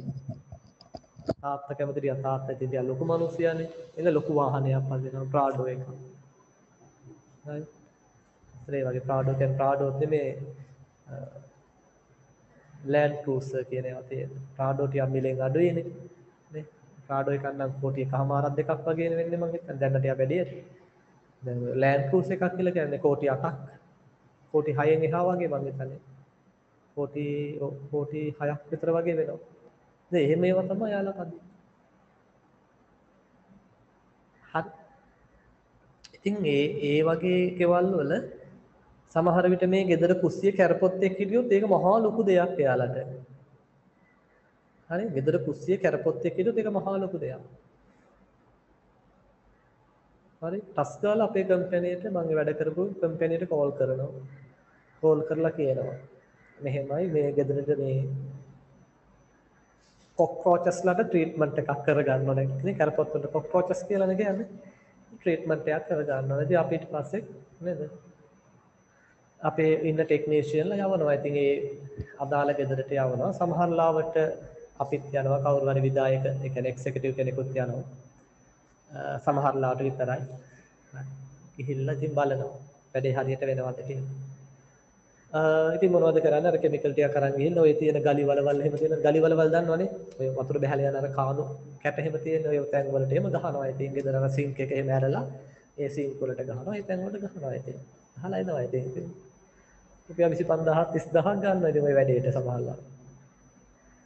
හරි ඊට පස්සේ ගෙදර මීයෝ වහල උඩ යන මීයෝ හරි මේ එතකොට එහෙම ඉන්නවනම් ආයි කතා කරනවා කම්පැනි කතා කරනවා ඒ වගේ ගෙදර මීයෝ ඉන්නවා. මොනවා හරි නේද කරලා දෙන්න කියලා. ඉතින් එක්කෝ අපි අර මීයොන්ට කන්න දාන ඒවා තියෙනවා. ඒවා ඒ වහලේ උඩ තැන් වල සමහරට ගොඩක් සිවිලින් වල ඉන්නේ පොත. ඒ සිවිලින් වල එහෙම තියෙනවා. ඉතින් ටෙක්නීෂියන්ලා යවලා. එහෙම නැත්නම් අර මීයෝ අල්ලන්න වෙනම ට්‍රැප්ස් තියෙනවා.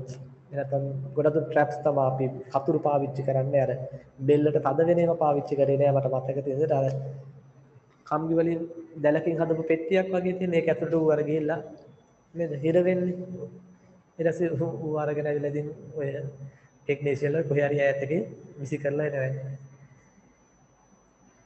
හරිද? ඉතින් ඒ මම වැඩ කරපු සෙක්ෂන් එකේ වෙන දේ. ඕකෙම තිබුණ තව සෙක්ෂන් එකක් පොතේ.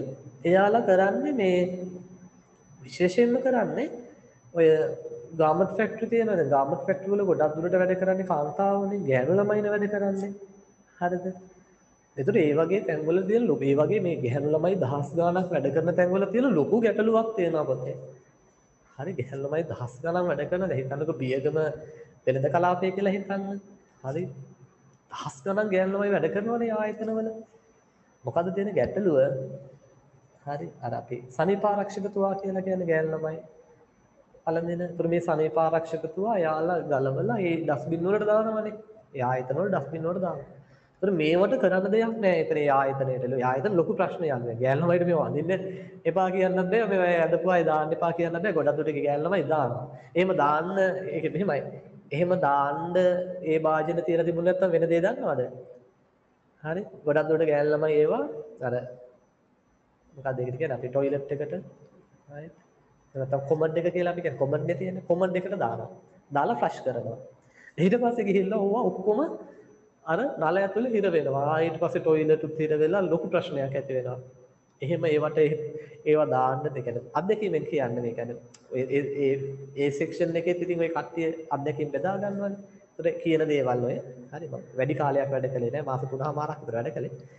නමුත් ඒ හැම දෙයක් ගැනම හොයලා බැලුවා ඉතින් හරි. එතකොට මේ වෙන්නේ අර එහෙම ඒව දාන්න තැන් හදලා තිබුණ නැත්නම් ගෑන් ළමයි ඒව ගලවලා හරිද අයින් කරලා අර කොමන්ට් එකට දාලා ෆ්ලෂ් කරනවා. ෆ්ලෂ් කරපුවම ඒවා යනවා. හැබැයි ගිහලා ඔය වගේ හිතල්ලෝ කී දෙනෙක් දානවද ඊට පස්සේ. ඔක්කොම හිර වෙලා টয়ලට් පට ආවෙලා ඊට පස්සේ ඒව ගලවලා හදන්නේ ලොකු ප්‍රශ්නයක්. ඒ නිසා මේ සමාගම් කරන්න පුතේ ඒවා වෙනම ඒ ඩස්බින් වල එකතු කර ගන්නවා. එකතු කළා මේ ඔය අපේ මම ඒ වැඩ කරපු ආයතනයේ ඔය කියන සෙක්ෂන් එකට එයාලා බාර දීලා තියෙන. ඒතර මේ සෙක්ෂන් එකෙන් සමහරට සතියකට සැරයක් එයාලගේ විශේෂ වාහන තියෙනවා ඒ සඳහා. ඒ වාහන ගිහිල්ලා ඒ ඔක්කොම එකතු කරගෙන එනවා. හරි? ඒ ඔක්කොගෙම එකතු කරගෙන එනවා. එකතු කරගෙන ඇවිල්ලා එයාලගේ තියෙනවා උඳුන්. හරි? අවන් තියෙනවා. ඉහළ උෂ්ණත්වයකට රත් කරන්න පුළුවන් අවන් තියෙනවා. ඒ අවන් වලට දාලා සම්පූර්ණ මොකද කරන්නේ අර ටික පුච්චලා විනාශ කරලා දානවා. දවා හලු කිරීම කරනවා. පැහැදිලිද? ඒව වෙන අපිට පරිසරයට මුදා හරින්න බෑ පුතේ. විෂ බීජ එහෙම තියෙන්න පුළුවන් නේ. හරි. විෂ බීජ එහෙම තියෙන්න පුළුවන්. එහෙම පරිසරයට ඒව මුදා හරින්න බෑ. හරිද? දැන් ඊළඟට දැන් ඔය අපි එන්නත් කටු එහෙම තියෙනවනේ. දැන් හිතන්නකො කුරුණෑගල හොස්පිටල් එකේ වගේ දවසට කී දෙනෙක්ට එන්නත් කරනවද? දහස් ගානකට එන්නත් කරනවා ඇති නේද? හැමෝටම එක එන්නත් කට්ටේ නෙමෙයිනේ ගහන්නේ. එක එකනාට වෙන වෙනම එන්නත් කටු සිලින්ඩර්ස් පාවිච්චි කරනවානේ. ඒකට දවසකට ඒ වගේ දහස් ගාණක් එකතු වෙනවා. සතියක් වෙනකොට සමහරට ලක්ෂයක් විතර එකතු වෙනවා. මොකද කරන්නේ මේවට? මේ එන්නත් කටු එහෙම තැනින් තැන දාලා බුදුහාමුදුරනේ අයගේ දැන් හිතන කොටත් නිකන් ඇඟ හිරි වෙනවා. මේක කකුලවත් ඇවුනොත් කියලා. එහෙනම් එහෙම කරන්න බෑ අපිට. ඒවා කොහොම ගොඩක් දුරට පොතේ එකතු කරගෙන යනවා පුත්තලමට. කොහටද එකතු කරගෙන යන්නේ? පුත්තලමට යනවා. පුත්තලමේ හොල්සින් අහලා තියෙනවනේ. ඒ හොල්සින් ළඟ තියෙනවා ඔය කියන ඉන්සිනරේටර්ස් කියලා අපි කියන්නේ ඉංග්‍රීසියෙන් ඉන්සිනරේටර්ස්. ඔය ඉන්සිනරේටර්ස් වලට ඕවා දාලා ඔය ටික කොහොම අර කටුත් එක්ක කොහොම මොකද කරන්නේ? අලු කරලා විනාශ කරලා දානවා. ඒකට අපි ඉංග්‍රීසියෙන් කියන ඉන්සිනරේෂන් කියලා. දවා හලු කිරීම කියලා කියනවා. පැහැදිලිද? ඒතර සාමාන්‍යයෙන් ඔය උපද්‍රවකාරී අපද්‍රව්‍ය වලට අපි පාවිච්චි කරන්නේ මතක තියාගන්න ඔය දවා හලු කිරීම කියන ක්‍රමවේදය. ඒ හැරෙන්න අපිට වෙන කිසි දෙයකට මේවා භාවිත කිරීමේ හැකියාවක් නැහැ. ඒක හොඳට මතක තියාගන්න. right. අපි එහෙනම් අර්ථ දැක්වීම ලියාගමු නේද? ලියන්න මේ විදිහට යම් අපද්‍රව්‍යක අර්ථ දැක්වීම යම් අපද්‍රව්‍යක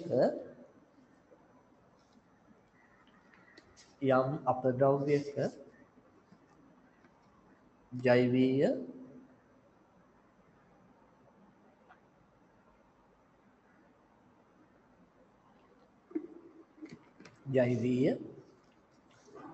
රසායනික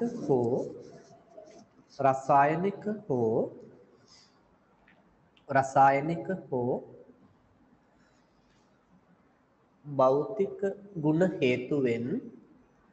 භෞතික ගුණ හේතුවෙන් භෞතික ගුණ හේතුවෙන් භෞතික ගුණ හේතුවෙන්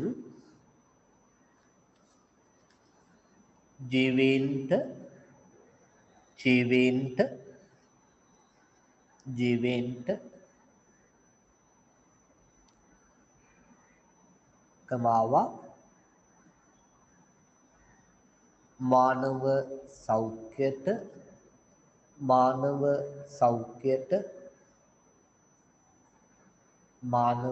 සෞඛ්‍යයට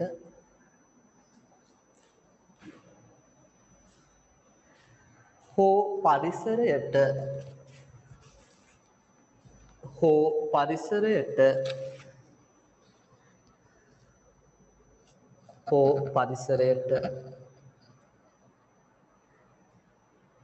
උපද්‍රව ඇති කළ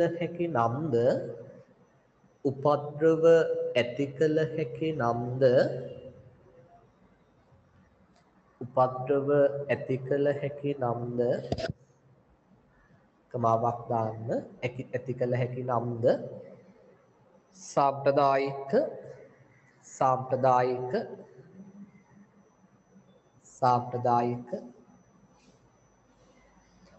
අපද්‍රව්‍ය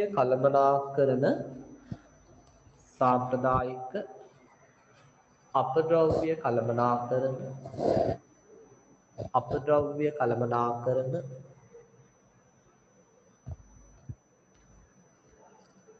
ක්‍රමවේද භාවිත කර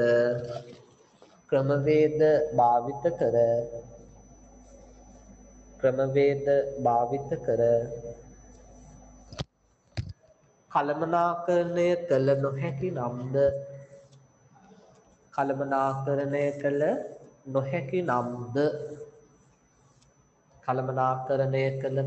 නම්ද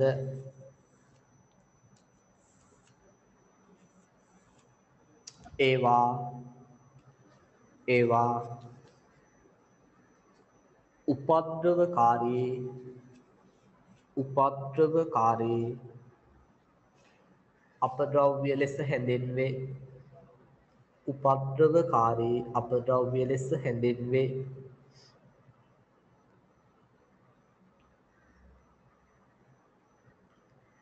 උපද්‍රවකාරී අපද්‍රව්‍ය ලෙස හැඳින්වේ.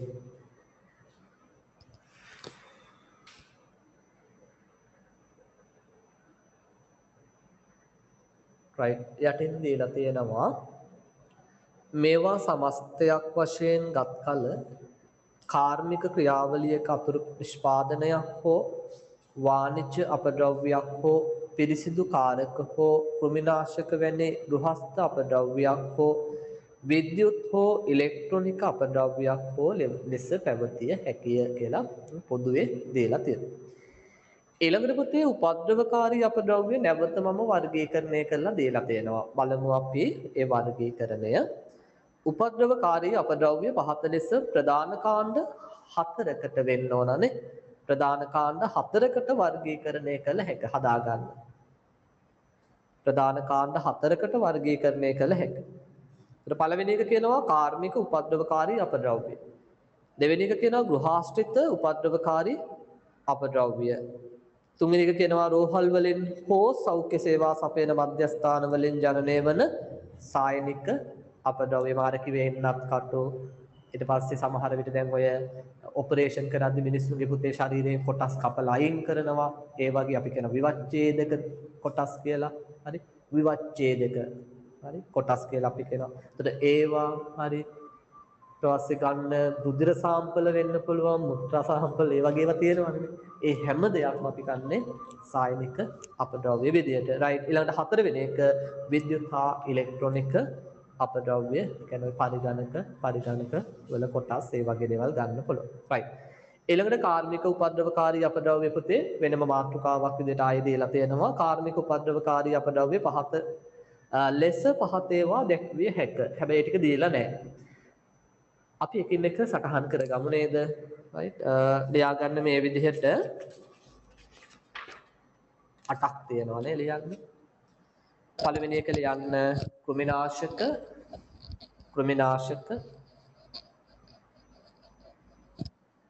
कृमिनाशक दिलीरनाशक आदि कृमिनाशक दिलीरनाशक आदि फलिबोधनाशक आश्रित अपद्रव्य कृमिनाशक दिलीरनाशक आदि फलिबोधनाशक आश्रित अपद्रव्य හරි ඒවා තේරෙනවනේ නේ ආයෙ විස්තර කරන්න දෙයක් නැහැ හරි ඊළඟට දෙවෙනි එක ලියමු පොතේ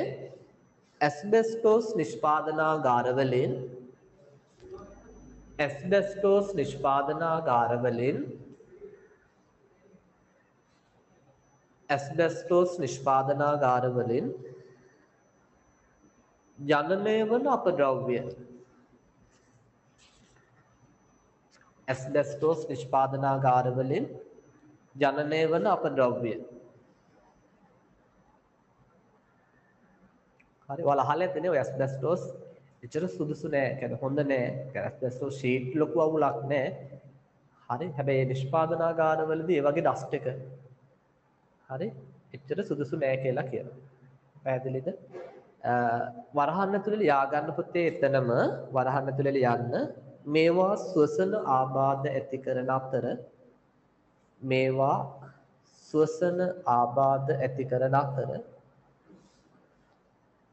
ස්වසන ආබාධ ඇති කරන අතර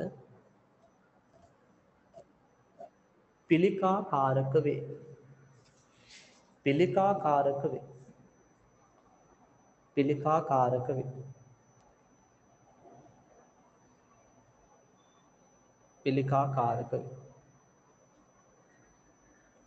හරි මේ දෙවෙනි එක ඇස්බෙස්ටෝස් නිෂ්පාදනාගාරවලින් ඒ ජනනය වන අපද්‍රව්‍ය ඊළඟට පුතේ තුන්වෙනි එක ලියමු අපි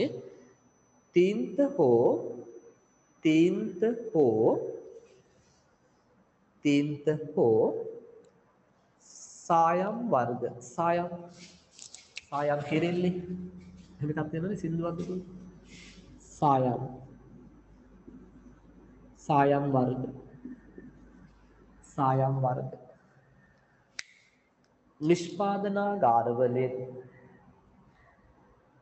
නිෂ්පාදනාගාරවලින් ජනනය වන අපද්‍රව්‍ය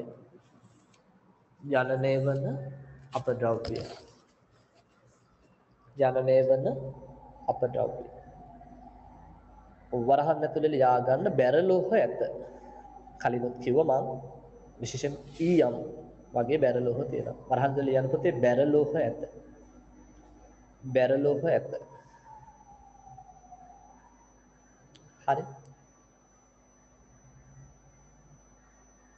එහා පැත්තට එන්නනේ ඔව් එහා පැත්තට එන්න හතරවෙනි එක එහා පැත්තට එන්නේ ලියන්න මේ විදිහට රෙදිපිලි ආදිය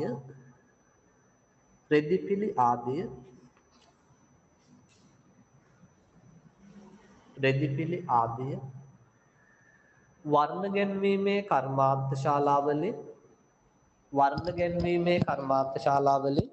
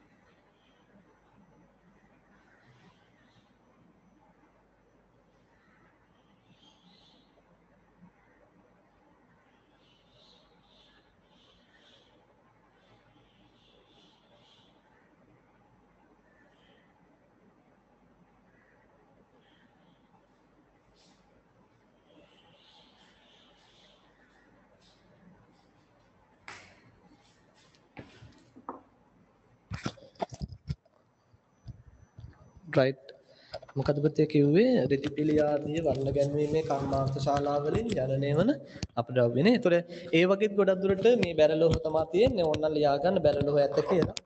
වරහන් ඇතුලේ වගේ නැත්තම් අවශ්‍යත් නැහැ. හරි. ඊළඟට පස්වෙනි එක ලියන්න රසදිය ඊයම් කැඩ්මියම් යන ක්‍රමා දාලා රසදිය ඊයම් කැඩ්මියම් ඔයාලට සංකේත වලින් ලියන්න පුළුවන් අවශ්‍ය නම් රසදිය මොකද්ද සංකේතය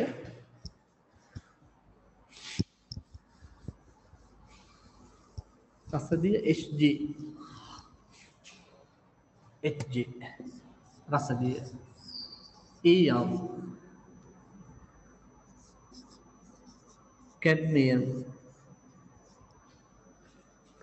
chromium Cr chromium Cr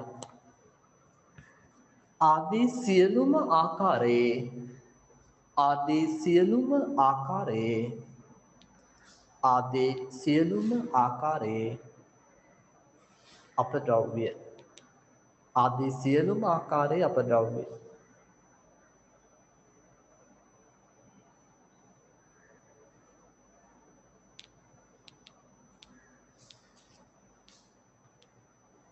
right මේ වරහන් ඇතුලේ ලියා ගන්න මේවා වකුගඩු රෝග මෙන්ම පිළිකා ඇති කරයි. ඒත් වරහන් ඇතුලේ ලියන්න මේවා වකුගඩු රෝග මෙන්ම පිළිකා ඇති කරයි.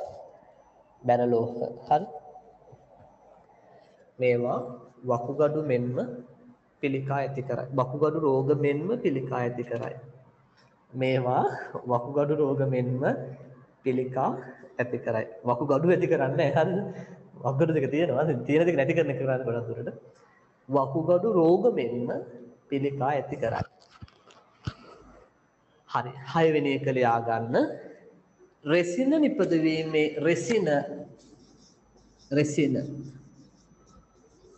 රෙසින නිපදවීමේ කර්මාන්ත ශාලා අපද්‍රව්‍ය.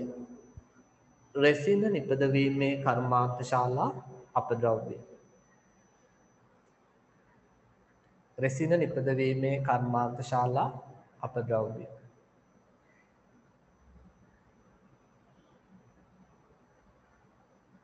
අවසානයකට කලින් එකනේ. ඖෂධ නිෂ්පාදනාගාර වලින් ජනනය වන අපද්‍රව්‍ය. ඖෂධ නිෂ්පාදනාගාර වලින් ජනනය වන අපද්‍රව්‍ය. ඖෂධ නිෂ්පාදනාගාර වලින් ජනනය වන අපද්‍රව්‍ය.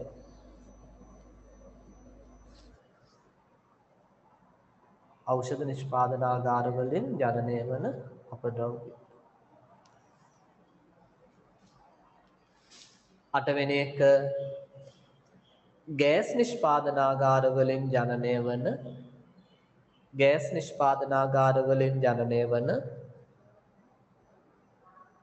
ගෑස් නිෂ්පාදනාගාර වලින් ජනනය වන යන්න එතිලීන් ග්ලයිකෝල් ethylene glycol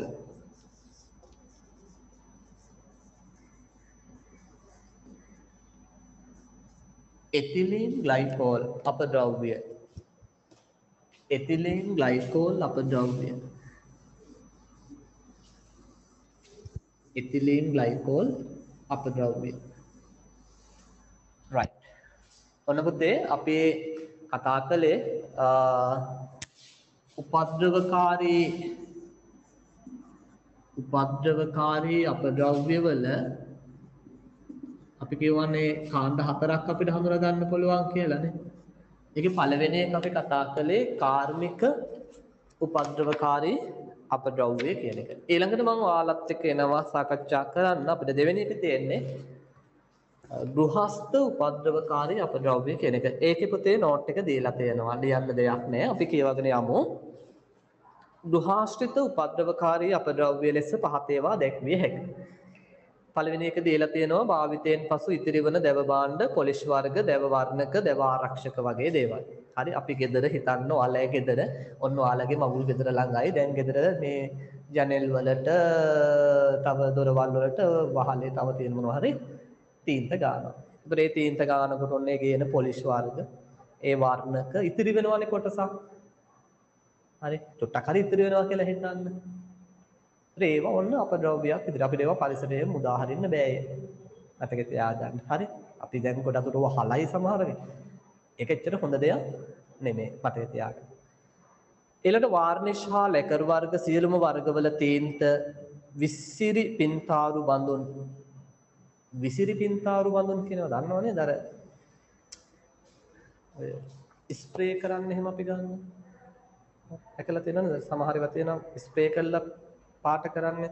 ඔය සමහරලාවට අර ඔය එක ෆන්ක්ෂන් වලදී අර පුන් කලස් වගේ දේවල් හදනකොට ඒවට ස්ප්‍රේ කරන්න එහෙම ගන්නවා. එහෙම නැත්නම් මම දැකලා තියෙනවා ඔය නිවාසාන්තර ක්‍රීඩා උත්සවවලදී අර ඔය මොනරෙක් වගේ හැදුවොත් ඒ මොනරගේ පිල් ටික පාට කරන්න එහෙම කොළ පාට එහෙම ස්ප්‍රේ කරනවා දැකලා තියෙනවනේ.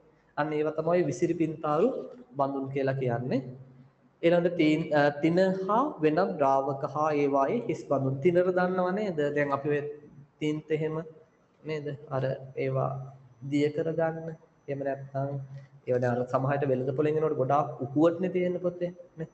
ඒ අපි යම් ප්‍රමාණයක් අරගෙන තිනර වල දිය කරලා ඒකේ අවශ්‍ය ප්‍රමාණයට නේද? දියාරු කරගෙන තමයි ආලේප කිරීම කරන්නේ. ඒ තිනර හෝ වෙනත් ද්‍රාවක වර්ග සහ ඒවා අන්තර්ගත කරලා තිබුණු බඳුන්. ඒකයි ඔය කියන්නේ. ඊළඟ කුමීන් හා මීයන් වැනි ගෘහාශ්‍රිත පලිබෝධ මර්ධනය කිරීමට භාවිත කරනු ලබන විවිධ රසායනික ද්‍රව්‍ය. ඔය පාසානම් වර්ග තියෙන මේ පාසානම් කියලා එහෙම අපි කියන්නේ ඒවා. හරිද? ඊළඟ ගෙවතු දිලිඳුනාශක හා වල් මර්ධනයට භාවිත කරනු ලබන රසායනික ද්‍රව්‍ය. ඒවා තේරෙනවනේ පුතේ.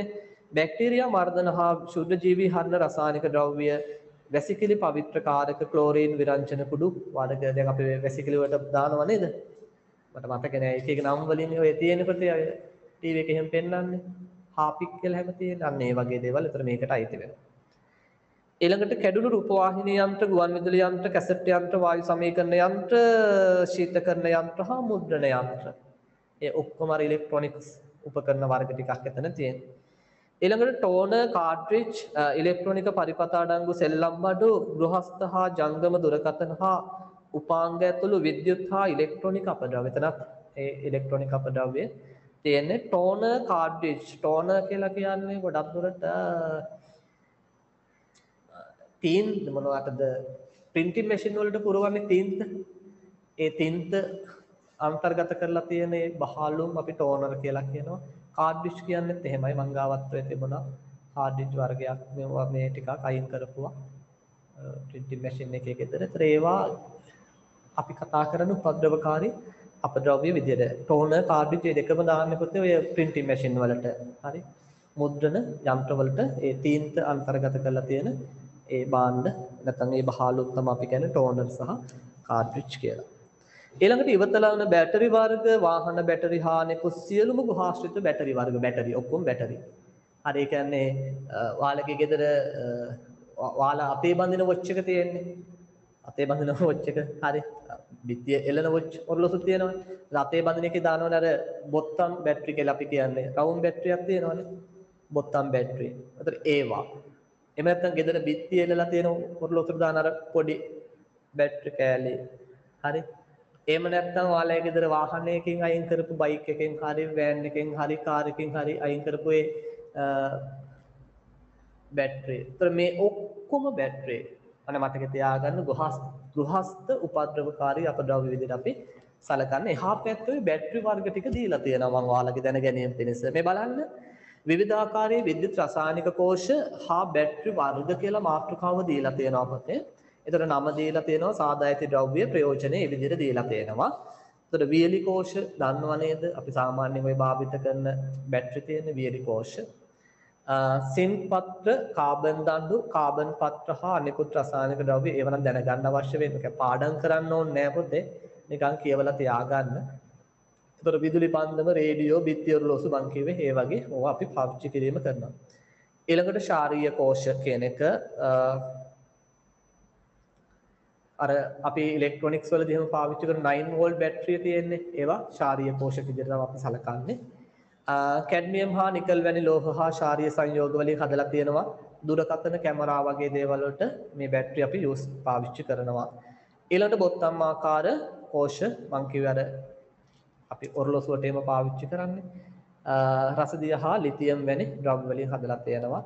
ඊළඟට ඊයම් අම්ල ඇකියුමිලේටර් කියන ඔය වාහනවල තියෙන බැටරි වලට අපි දෙන නම තමයි ඊයම් අම්ල ඇකියුමිලේටර් නැත්නම් ලෙඩ් ඇසිඩ් ඇකියුමිලේටර් කියලා කියනවා. ඊයම් හා තනුක සල්ෆියුරික් අම්ලය පාවිච්චි කරලා හදලා තියෙනවා. කාර් බස් මොටරසයිකල් වල හා නැවත ආරෝපණය කළ හැකි විදුලි පන්දම් වල මේක තියෙනවා කියලා කියනවා. පැහැදිලිද? right. ඒ වර්ග හතරට අදාළ රූප සටහන් හතරකුත් දීලා තියෙනවා. වියලි කෝෂ, ශාරීය කෝෂ, බොත්තම් ආකාර කෝෂ සහ ඊයම් අම්ල ඇකියුමිලේටර්. පැහැදිලිද? ඔයාලගේ දැනගැනීම පිණිස දාලා තියෙන්නේ කියවලා තියාගන්න. නවවෙනි එක රසදිය අඩංගු උණ කටු. දැන් ගෙදර පොඩි එකෙක් එහෙම ඉන්නවා නම් පොතේ හදිසියෙ උණ ගැමුනහම අර නේද? අපි උෂ්ණත්ව මානයක් උණ කටුවක් ගෙදර තියාගෙන ඉන්නවා. සමහරට ඒවා කැඩෙනවා. කැඩුනහම ඔය වගේ සමහරට රසදී එහෙම තියෙනවා පොතේ. අන්න උපද්‍රවකාරී ගෘහස්ථාප ද්‍රව්‍යයක් විදිහට දැන් අපි ඒක සලකනවා. රසදිය අඩංගු උණ කටු ඉවතලන හැලජන් විදුලි බබළු, ඊළඟට CFL විදුලි බබළු, ෆ්ලෝරසන්ට් ටියුබ් හිසකේස් වර්ණක ඩයි කරන්න ගන්න හෙනා වගේ දේවල්. ඊළඟට නියාලේපන කියුටෙක්ස් කියලා අපි කියන්නේ හා ඒවා ඉවත් කිරීමට භාවිත කරන ලබන ද්‍රාවක. රිමූවර්ස් කියලා අපි කියන්නේ ගෑනු ළමයි දන්නවනේ. කියුටෙක්ස් ගියාට පස්සේ රිමූව් කරන්න පාවිච්චි කරන රිමූවර්ස් තියෙනවා. ඒ වගේ දේවල් ඊළඟට විවිධ විලවුන් වර්ග, ෂැම්පූ වර්ග ඔය ඔක්කොම දේවල් ඔන්න මේකට අයිති වෙනවා. පොදුවේ ඔක්කොම දාලා තියෙනවා. ඊළඟට ඉතිරි වූ හෝ කල්ලිකොත් වූ සියලුම ඖෂධ වර්ග, ක්ෂණික මැලියම් වර්ගද, ක්ෂණික මැලියම් වර්ග කියලා කියන්නේ ගොඩක් දුරට අපි අර කියන්නේ මොනවද ඒවට? සුපර් ග්ලූ කියලා කියන්නේ. අන්න ඒ වගේව තමයි ක්ෂණික මැලියම් වර්ග කියන්නේ. ඇතුළත් සියලුම වර්ගවල මැලියම් විවිධ වර්ගවල හිස් ඒරසෝල් බඳුන්. හිස් ඒරසෝල් බඳුන් දැන් ඔය මෝටින් වල එහෙම තියෙනවා. හිස් ඒරසෝල් බඳුන්. ඒ මෝටින් වෙනවනේ අර ස්ප්‍රේ කරන්නේ. අර ටීවී එකේ එහෙම පෙන්නන්නේ අර නැන්ද කෙනෙක් අර මෙහෙම අර මේ අර කමාන්ඩෝ එකේ වගේ මෙහෙම පාට කරගෙන අර ස්ප්‍රේ කරන්නේ. අර චන්දි මාමා අර ඩෙස් එකක් උඩ නගින්නේ. චන්දි මාමෙක් ඉන්නවනේ. චන්දි මාමා කරපොත් වලට බයයි ඉන්නේ. හරි. ඒතකොට ඒ මෝටින් එක පෙන්නන්නේ. ඒතකොට ඒ වගේ තියෙන අර ඇතුළට ප්‍රෙෂරයිස් කරලා දාලා තියෙන්නේ ඒ පලිබෝධනාශක එක වායුවක් විදිහට ප්‍රෙෂර් කරලා දාලා තියෙන්නේ. වාතයත් එක්ක ප්‍රෙෂර් කරලා දාලා තියෙන්නේ. ඒතර අරක ඔබපුවාම අරක ඒ ප්‍රෙෂර් එකට එළියට එනවා.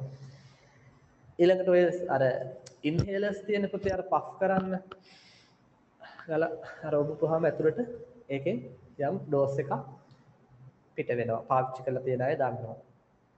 හරිද? ඒතර ඒවත් ඒරසෝල් බඳුන් විදිහට තමයි ගන්නෙ. ඒරසෝල් බඳුන් යනු ඔන්න දීලා තියෙනවා. ඒරසෝල් බඳුන් යනු බඳුනේ ඇතුළත ඇති ද්‍රව්‍ය මිහිදුම් ආකාරයට හෝ පෙන ආකාරයට මුදවන ලෝහ ටින් හෝ ප්ලාස්ටික් බෝතල්. මෙතන අර පෙන ආකාරයට කිව්වම මට මෙහෙම උදාහරණයකුත් ඔයාලට කියන්න පුළුවන්. පිළිලමයි තමයි මේ ගැන දන්නේ, ගෑනුමෙන් දන්නේ සමහරට. ඔය ෂේවින් ක්‍රීම් වර්ග නැත්නම් ෂේවින් කියන්නේ රවුල කපද්දී අපි පාවිච්චි කරන ඒ සබන් වගේ දේවල් නැත්නම් ඒ පෙන ගන්න තියෙන දේවල් ඔය විදිහට බෝතල් ඇතුළට දාලා තියෙනවා. ඒත් ඒකෙත් අර ප්‍රෙස් කරපුවාම ඒ පෙන එළියට එනවා. පැහැදිලිද? ඒ වගේ ඒවා. එහා පැත්තේ රූපත් ඇත්තේ. තියෙන්නේ මෝටින් එකක රූපේ පොයි. ඊට පස්සේ බ්ලෙකොමයින්. හරි. ඉන්හේලර්ස් යූස් කරලා තියෙන අය දන්නවා මේක දැකලා ඇති. අපේ ගෙදරත් පරණ ඒවා තිබුණා මමත් එක කාලයක් පාවිච්චි කළා මටත්. සමහර කාලවලට උදේ පාන්දරට 7 වගේ එන්න ගත්තා. ඊට පස්සේ බැරිම තැන මේ ස්පෙෂලිස්ට් කෙනෙක් channel කරලා ටික කාලයක් මෙහෙත් ගත රැයා කිව්වා ඉන්හේලර්ස් යූස් කරන්න කියලා. ඇත්තටම අඩු ගැටලුවක් නෑ. දැන් නම් එහෙම අර ඉස්සර වගේ එහෙම හැදෙන්නෙම නෑ. හැබැයි මකුළු දැල් එහෙම කඩන්න අමාරුයි ටිකක්. මට ඇලර්ජි කියන්නේ අර 20 එකට වගේ එනවා. මකුළු දැල් දූවිල් එහෙම එච්චර හොඳ නෑ. හරි. ඒක නිසා බයෙන් තින්නේ. මොකද කොරෝනා එහෙම ඒ වගේ අයට ටිකක් දරුණුයිලුනේ ඉතින්. හරිද? අපේ සමහරවිට නේද ශ්වසන පද්ධතිය ඉක්මනට ආසාදනය වෙන්න පුළුවන්. හැබැයි එහෙමත් කියනවා. සමහර අය කියනවා මේ එහෙම අර කලින් හැදිලා තියෙනවා නම් ඒ වගේ රෝග ඒ ප්‍රතිශක්තියක් තියෙනවා කියලා කියනවා. මන්ද මොකද්ද දෙපැත්ත කියලා. right. ඒතර මේ ගෘහාස්ථිත අපද්‍රව්‍ය වල සංයුතිය චුට්ටක් දීලා තියෙනවා chart එකක් විදිහට. මෙහෙමයි ඉතින් මේ වගේ දැන් අර ඉංග්‍රීසියෙන් තියෙන්නේ සිංහල වචන හොයා ගන්න ඕන ඔයාලා. මට හොයලා දෙන්න ඕනද මං? දැන් ප්ලාස්ටික් කියපුවම දන්නවනේ හැමෝම ප්ලාස්ටික්. ඒතර 105ක් ප්ලාස්ටික් තියෙනවා. යට ඉඳලා කියවන්නේ නැහැ. වම් පැත්තට වාමාවර්තව යමු. ප්ලාස්ටික් වලින් පටන් අරගෙන. ඒතර 105ක් ප්ලාස්ටික් තියෙනවා පොතේ. 105ක් විතර තියෙනවා paper products. ඒ කියන්නේ කඩදාසි හා කඩදාසි ආශ්‍රිත නිෂ්පාදන paper products. ඔන්න ලියා ගන්න කඩදාසි හා කඩදාසි ආශ්‍රිත නිෂ්පාදන 105ක් විතර තියෙනවා. අපේ ගෙදර සාමාන්‍යයෙන් ගෙදරින් පිට කරන අපද්‍රව්‍ය වල සංයුතිය මේ කියන්නේ. හරි? ඔයාලා ගෙදර කොහොම අපද්‍රව්‍ය ටික එක තැනකට ගොඩ ගහලා ඒකේ මුළු බර ඉස්සල්ලාම යනලා හරි සති දෙක තුනක් එකට ගොඩ ගහලා ඒකේ මුළු බර මුලින්ම යනලා ඊට පස්සේ මේ ටික එක එකට වෙන් කරලා බර මැන්නාම සාමාන්‍යයෙන් මේකෙන් ප්‍රමාණ හම්බ වේවි. 101ක් විතර යකඩ තියෙනවලු. ලෝහ. මෙටල් කියන්නේ ලෝහ. 101ක් විතර ලෝහ තියෙනවලු. 102ක් විතර වීදුරු තියෙනවලු. 102ක් විතර දැන් ওই දෙකයි කිව්වට ඕකේ ටුටි වෙනස්කම් වෙන්න පුළුවන් ඈ. 102ක් විතර වීදුරු තියෙනවා ග්ලාස්. 101ක් විතර රබර් and leather. හරි රබර් සහ ලෙදර්. ලෙදර් කියන එකට නම් හම්ද. හරි රබර් සහ හම්. එහෙමද? නැත්නම් ලෙදර් කියලාම ලියා ගන්න. ඊළඟට 102ක් විතර ටෙක්ස්ටයිල් කියලා කියන්නේ පුතේ මේ රෙදි. නේ ටෙක්ස්ටයිල් කියලා කියන්නේ මේ ටයිල් නෙමෙයි ටෙක්ස්ටයිල් කියලා කියන්නේ රෙදි. 102ක් විතර රෙදි කෑලි, අඹුඩ කෑලි, කෑලි හරිද? ඒ වගේ ඒවා තියෙනවා 102ක් විතර. ලේන්සු කෑලි, තව මොන හරිය 102ක් විතර. 19ක් විතර construction debris. construction debris කියලා කියන්නේ ඉදිකිරීම අපද්‍රව්‍ය. හරි debris කියලා කියන්නේ ඉතින් ඔය කෑලි නේ ඒ වගේ. සුණු විසුණු කියලා කියන්නේ debris කැඩුණු කෑලි වගේ. construction හරි ගඩොල් කෑලි, ඔය සිමෙන්ති කෑලි අනම්මන ඒ වගේ. ඊළඟට සාමාන්‍යයෙන් ගෘහස්ත අපද්‍රව්‍ය 0.4කට වගේ ආසන්න ප්‍රමාණයක් තමයි පුතේ උපද්‍රවකාරී අපද්‍රව්‍ය තියෙනවා කියලා කියන්නේ. 0.4ක් විතර වගේ තමයි උපද්‍රවකාරී අපද්‍රව්‍ය hazardous waste තියෙන්නේ. ඒතර other waste කියලා තව තියෙනවා ඔය උගඩවල වල දාන්න බැරිව 2ක්. ඉතින් අපේ ගෙදරින් පිට කරන අපද්‍රව්‍ය 63ක් විතර, 3න් පංගුවක් 3න් 2ක් විතර තියෙන්නේ organic waste, කාබනික අපද්‍රව්‍ය තමයි තියෙන්නේ. එළවලු වර්ග, පළතුරු කොටස්, ඒ වගේ දේවල්, මිදුලේ අතු ගන්න, කොළරොඩු, ඒ වගේ දේවල් තමයි 63ක් විතරම තියෙනවා කියලා කියන්නේ. ඉතින් දල වශයෙන් මතක තියාගන්න, මොක කටපාඩම් කරන්න යන්න එපා. ඔය එක ඉලක්කම් එක. ඒකට මතක තියාගන්න වැඩිපුර තියෙන්නේ මොනවද? හරි. අඩුවෙන් තියෙන්නේ මොනවද? ඒ විදිහට පොඩ්ඩක් මතක තියාගන්න. හරි. දැන් ඔන්න නැවත මතක් කරගමු පුතේ අපි මේ කතා කරගෙන ඉන්නේ ටිකක් දිග මාතෘකාවක දැන් අපි ඉන්නේ උපද්‍රවකාරී අපද්‍රව්‍ය වර්ගීකරණයේ අපි ඉන්නේ. උපද්‍රවකාරී අපද්‍රව්‍ය කියන්නේ මොනවද කියලා අපි කතා කළානේ. හරි. ජීවීන්ට හරි මානව සෞඛ්‍යයට හරි පරිසරයට හරි අහිතකර බලපෑම් ඇති කරන්න පුළුවන් භෞතික රසායනික ජෛවීය සාධක තියෙන සාමාන්‍ය අපද්‍රව්‍ය කළමනාකරණ ක්‍රමවේද වලින් කළමනාකරණය කරගන්න බැරි අපද්‍රව්‍ය අපි හඳුන්වනවා මොනවා කියලාද? උපද්‍රවකාරී අපද්‍රව්‍ය කියලා. මං කිව්වා උපද්‍රවකාරී අපද්‍රව්‍ය අපිට කාණ්ඩ 4කට බෙදන්න පුළුවන් පොතේ. ගෘහාශ්‍රිත කාර්මික උපද්‍රවකාරී අපද්‍රව්‍ය තියෙනවා. ගෘහාශ්‍රිත උපද්‍රවකාරී අපද්‍රව්‍ය තියෙනවා. ඊට පස්සේ රෝහල් ආරෝග්‍යශාලා ඒ වගේ තැන්වල පිට කරන සායනික අපද්‍රව්‍ය තියෙනවා. ඊට පස්සේ විද්‍යුත් හා ඉලෙක්ට්‍රොනික අපද්‍රව්‍ය තියෙනවා. දැන් පොතේ අපි දෙකක් කතා කළා. හරි දෙකක් කතා කළා. දැන් මම ඔයාලත් එක්ක එනවා තුන්වෙනි එක කතා කරන්න සායනික අපද්‍රව්‍ය කියන කොටස. රයිට් බලන්න මේ සඳහා රෝහල් සහ සෞඛ්‍ය සේවා ආයතන ස්ථාන වලින් බැහැර කරන පහත් ආකාරයේ අපද්‍රව්‍ය අයත් වේ. රයිට් මොනවද කියලා අපි සටහන් කරගමු නේද? ලියන්න පොතේ පළවෙනි එකෙන් එන්නත්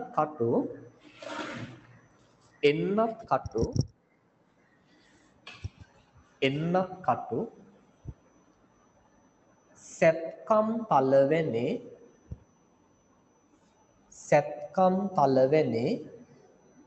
එන්නත් කටු සැත්කම් තලවැනි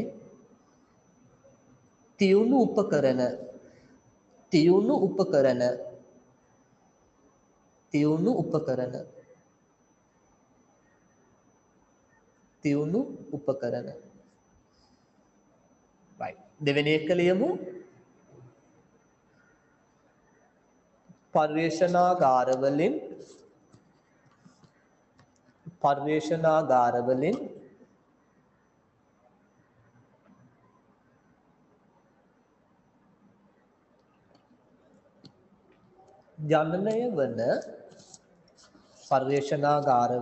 ජනනය වන අපද්‍රව්‍ය මාර කියපු තේ රුධිර සාම්පල ඒවා ගන්න පාවිච්චි කරපු ඒ මොනවා හරි ඒ බඳුන් වර්ග වෙන්න පුළුවන් නේ පර්යේෂණාගාර වලින් ජනනය වන අපද්‍රව්‍ය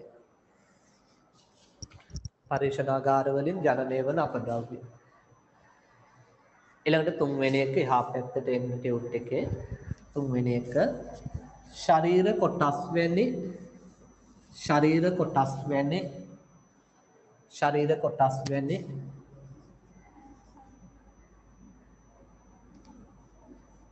විවච්ඡේදක වචනේ හරියට ලියන්න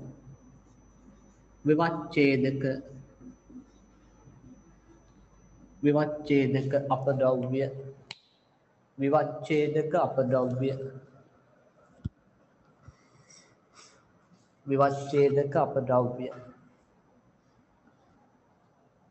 හතර ශුද්ධ ජීවීන්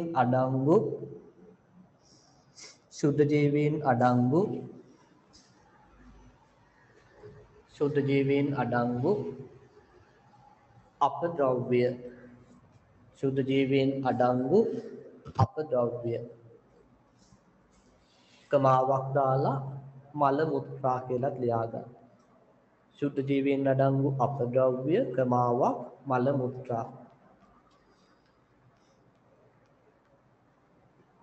පස්වෙනි එක පර්යේෂණාගාරවල භාවිත කළ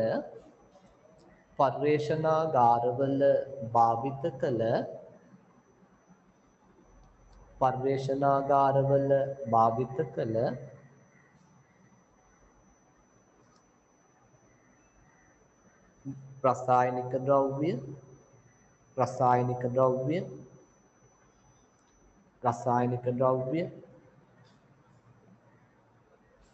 කමාවක් ශුද්ධ ජීවී නාශක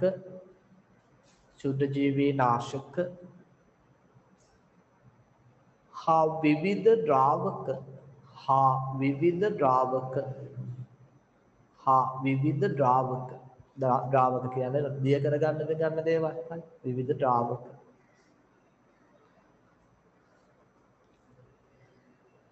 ළඟ හයවෙනි එක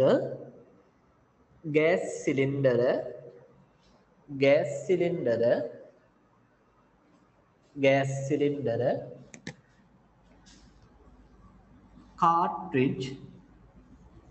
කාට්රිජ් කලිනුත් අපි කතා කළා කාට්රිජ් ගෑස් සිලින්ඩර කමාවක් කාට්රිජ් ඊළඟට එයරසෝල්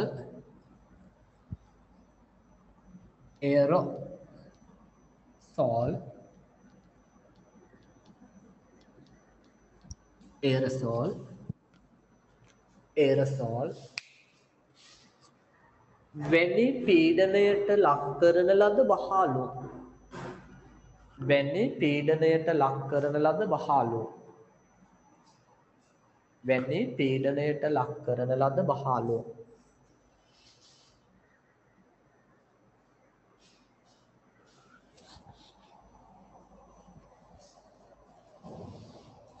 හරි. එතකොට දැන් මේ ටියුට් එක බොහෝ දුරට ඊළඟ ක්ලාස් එකේදී හෝ ඊළඟ ක්ලාස් එකේ පොඩි වෙලාවක් වගේ අපිට සමහර විට කරන්න වේවි. මොකද මෙතනින් එහාට තියෙන ටික පොඩ්ඩක් මම හිතන්නේ අතින් ලියන්න තියෙනවා අපිට ටිකක් වැඩිපුර. මුල හරියට වඩා ටිකක් එහාට තියෙන ඒවා තමයි වැදගත් වෙන්නේ. දැන් ඊළඟට ඝන අපද්‍රව්‍ය කළමනාකරන දූරාවලිය ඒ ටික ගොඩක් වැදගත්. එහෙනම් තමයි ලියන්න තියෙනවා එතනින් එහාට ටිකක් වැඩිපුර. ඔව්. ඒ කොහොම වුණත් බොහෝ දුරට ඊළඟට කරන ක්ලාස් එකේදී හෝ මං කිව්වේ තුන්වෙනි දවසේ අපි පළවෙනි දවසේනේ දෙවෙනි දවසේ තුන්වෙනි දවසේ කොහොමත් අපිට අනිත් ටියුට් එක කරන්න වෙනවා. හැබැයි මෙතන පොඩි ගැටලුවක් එනවා අපිට. දැන් ඊළඟ සතියෙම නේද? ඊළඟ සතියෙම වහලා තියේවි ගොඩක් දුරට. එහෙම වුණොත් අපිට ටියුට් එක ගන්න පරක් වෙන්න නැහැ. ඒතර රට ඇරපු ගමන් හරිද? රට ඇරපු ගමන් රට ඇරගෙන මාලව රට අරින්නේ නැහැ මේ පංචන සීමා අයින් කරපු ගමන් හරිද මේ මම ටියුට් එක දාන්නම් දෙවෙනි ටියුට් එක දෙවෙනි ටියුට් එකත් අරගන්න අපිට ඒකත් සාකච්ඡා කරන්න පුළුවන්. ඉතින් දැන් සතුටට කාරණා බොහොමයයි. විශේෂ වාරිපල ක්ලාස් එකේ දරුවන්ට මේ පාඩම ඉවරුණා කියලා කියන්නේ එයාලගේ සිලබස් එකේ පාඩම් 18ක් ඉවරයි. හරි. මේක ඉවරනකොට පාඩම් 18ක් ඉවරයි. එතකොට 19 වෙනි පාඩමත් ඉවරයි. 19 වෙනි පාඩම ඉවරයි. නමුත් අපිට කරන්න තියෙන්නේ ඉලෙක්ට්‍රොනික්ස් පාඩම තමයි එතකොට කරන්න තියෙන්නේ. අපි මේ පාඩමත් මම කිව්වා අපිට වෙන ඔප්ෂන් එකක් නැති වුණොත් වෙන විකල්ප ක්‍රමයක් නැති වුණොත් මේ යන ක්‍රමයට පුතේ අපිට කොහොමත් පන්ති පටන් ගන්න අමාරුයි. හරි මේ මම මේකට කතාවක් තව සම්බන්ධ කරලා කියන්නම්. දැන් අපි පළවෙනි කොරෝනා රැල්ල ආපු කාලේ ගොඩාක් බය වුණානේ. පහුගිය කාලේ අපි මේ පහුගිය අවුරුද්දේ මේ කාලේ අපි ගොඩාක් බයෙන්න හිටියේනේ. මොකක්ද අප්පා මේ වෙන්නේ? නේද? මේම රෝගයක් ඇවිල්ලා බුදු අම්බෝ නේද? බේරෙන්න ඕන, අපි රැකෙන්න ඕන කියලා එහෙම මිනිස්සුත් ටිකක් බයෙන් හිටියා. රජයත් ඉතින් ඒ කාලේ මිනිස්සු අම්දන්න හරි මොනවා හරි රජයත් ඉතින් විශේෂ සැලකිල්ලක් දැක්වුවා මේ කොරෝනා පාලනය අරමුණු කරගෙන. හැබැයි ඉතින් ටික ටික ඒ තත්ත්වය මගහැරුණා. වැඩි ගාණක් තිබුණේ නැහැ. ඉතින් මිනිස්සුන්ට ඊට පස්සේ මේව කොරෝනා එකක් තියනවාද කියලා එහෙම ගාණක් තිබුණේ නැහැ. දැන් හරි ඒ කියන්නේ අපි අර කාලෙත් පරිස්සම් වෙන්න ඕන. හරි හැබැයි සමහර විට අපේ රටට මේ යන්තම් රෝගීන් 2-3 දෙනෙක් විතර වාර්තා වෙන කාලේ වගේ අපි මහා ලොකුට පරිස්සම් වුණා. දැන් මේ ගම අවට අල්ලපු ගෙදරත් කොරෝනා රෝගීන් ඉන්නවා. ඒත් අපි මහා ලොකුට පරිස්සම් වෙන්නේ නැහැ දැන්. සමහර විට පහුගිය කාලෙම අපි පරිස්සම් වුණේ නැහැ ගොඩක් අය.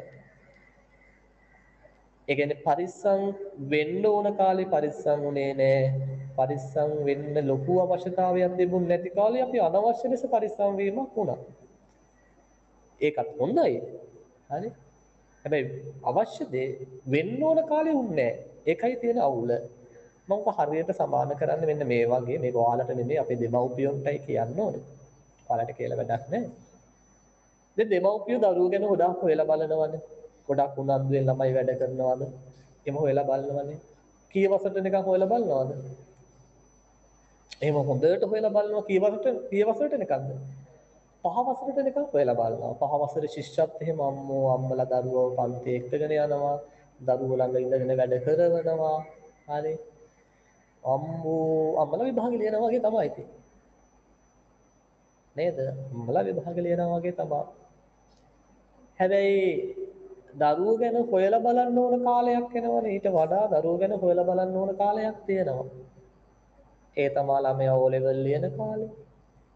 ළමයා A level ලියන කාලේ විශේෂයෙන් හොයලා බලන්න ඕන කාලයක්. අම්මලා අහගෙන ඉඳලා පොඩ්ඩක් ස්විච් එක මේ ස්පීකර් දාලා අම්මලාට තහෙන්න සලස්සන්න ඕනේ. ඒ කාලෙදී පැත්තකවත් බලන්නේ නැහැ සමහර අය. හරියට අපි කොරෝනා වලට මුහුණ දුන්නා වගේ තමයි. නේද?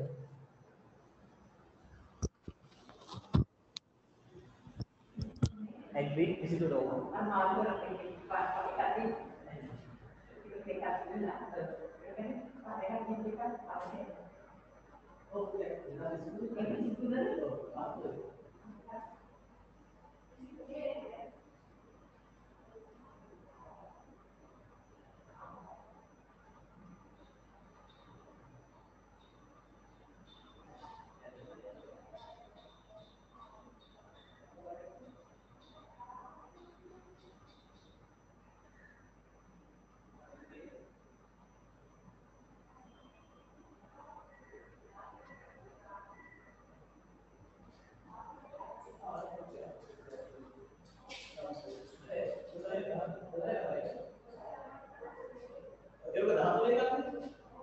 ආත්මේ නවලු පාඩම. අර මම බය වෙන්නේ.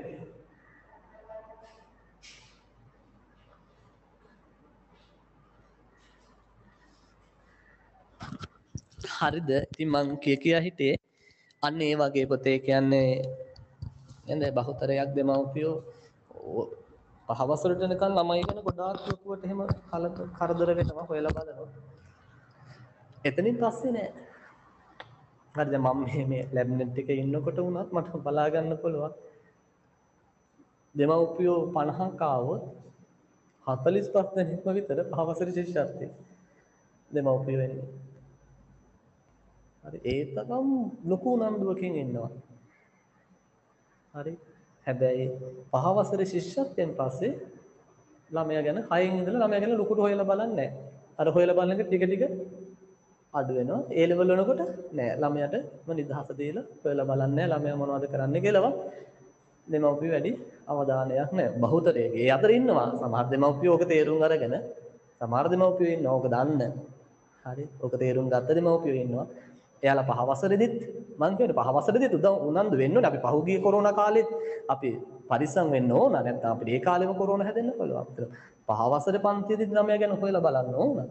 හැබැයි ඊට වඩා හොයලා බලන්න ඕන කාලයක් එනවා. ඒ කාලේ ඊට වඩා හොයලා බලන්න ඕන.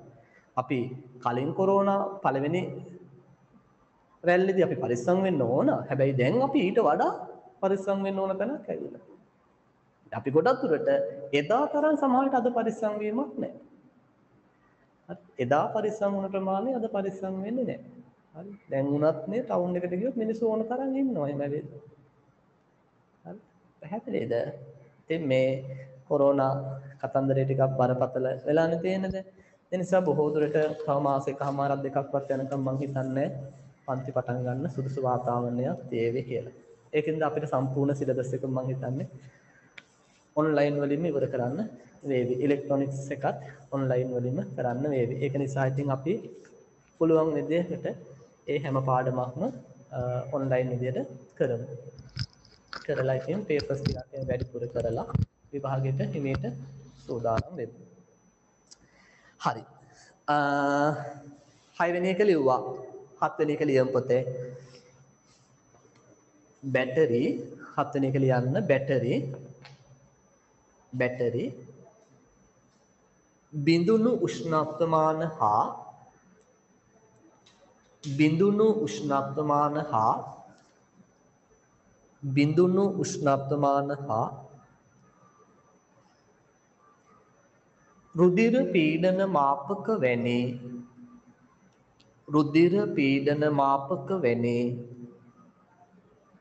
රුධිර පීඩන මාපක වැනි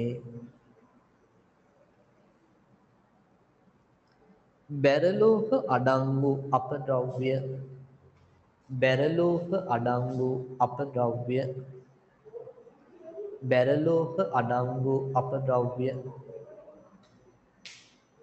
right ඊළඟ එකට එන්න පොතේ ඊළඟ එකට සයිටොක්සින් මම ලියන්නම් පොඩ්ඩක් ඉන්න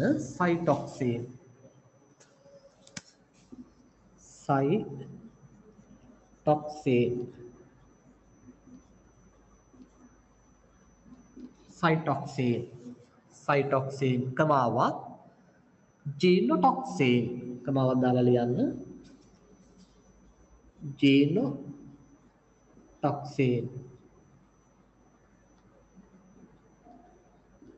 සයිටොක්සින් ජීනොටොක්සින් වැනි රසායනික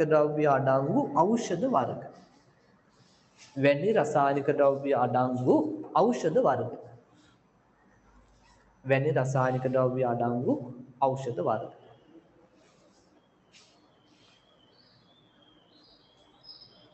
right අවසාන එක ලියමු අවසාන එක පොතේ කල් ඉක්ුත් වූ පසු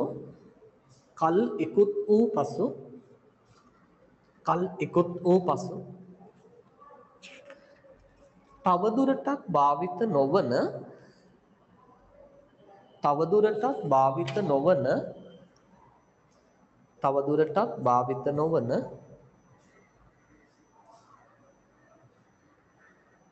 ඖෂධ හා විකිරණශීලී ඖෂධ හා විකිරණශීලී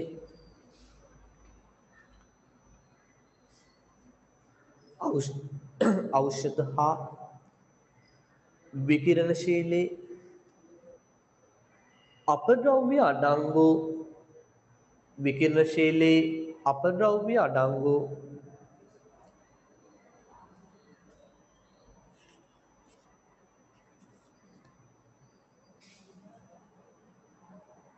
පර්යේෂණාගාරවලදී සහ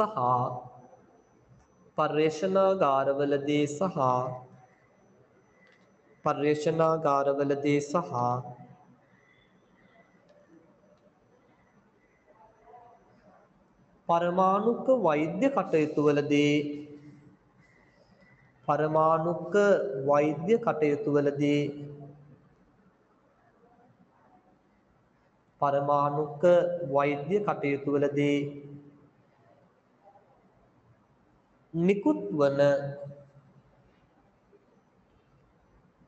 නිකුත් වන රේඩියෝ නියුක්ලියෝටයිඩ්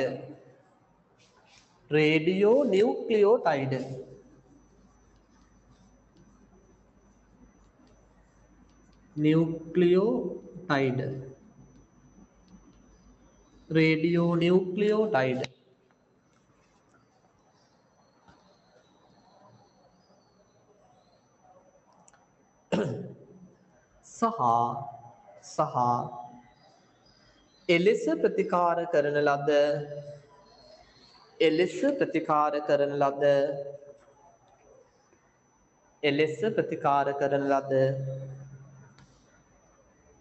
එලෙස ප්‍රතිකාර කරන ලද රෝගීන්ගෙන්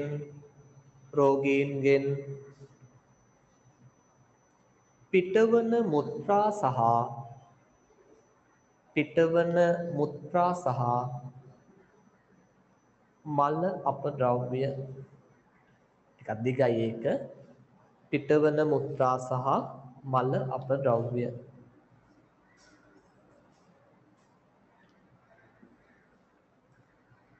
පැහැදිලිද? මම එකපාරක් තව කියන්නම්, ඒක දිග නිසා මග හැරුණා නම් කාට හරි. කල්ලිකුත් වූ පසු තවදුරටත් භාවිත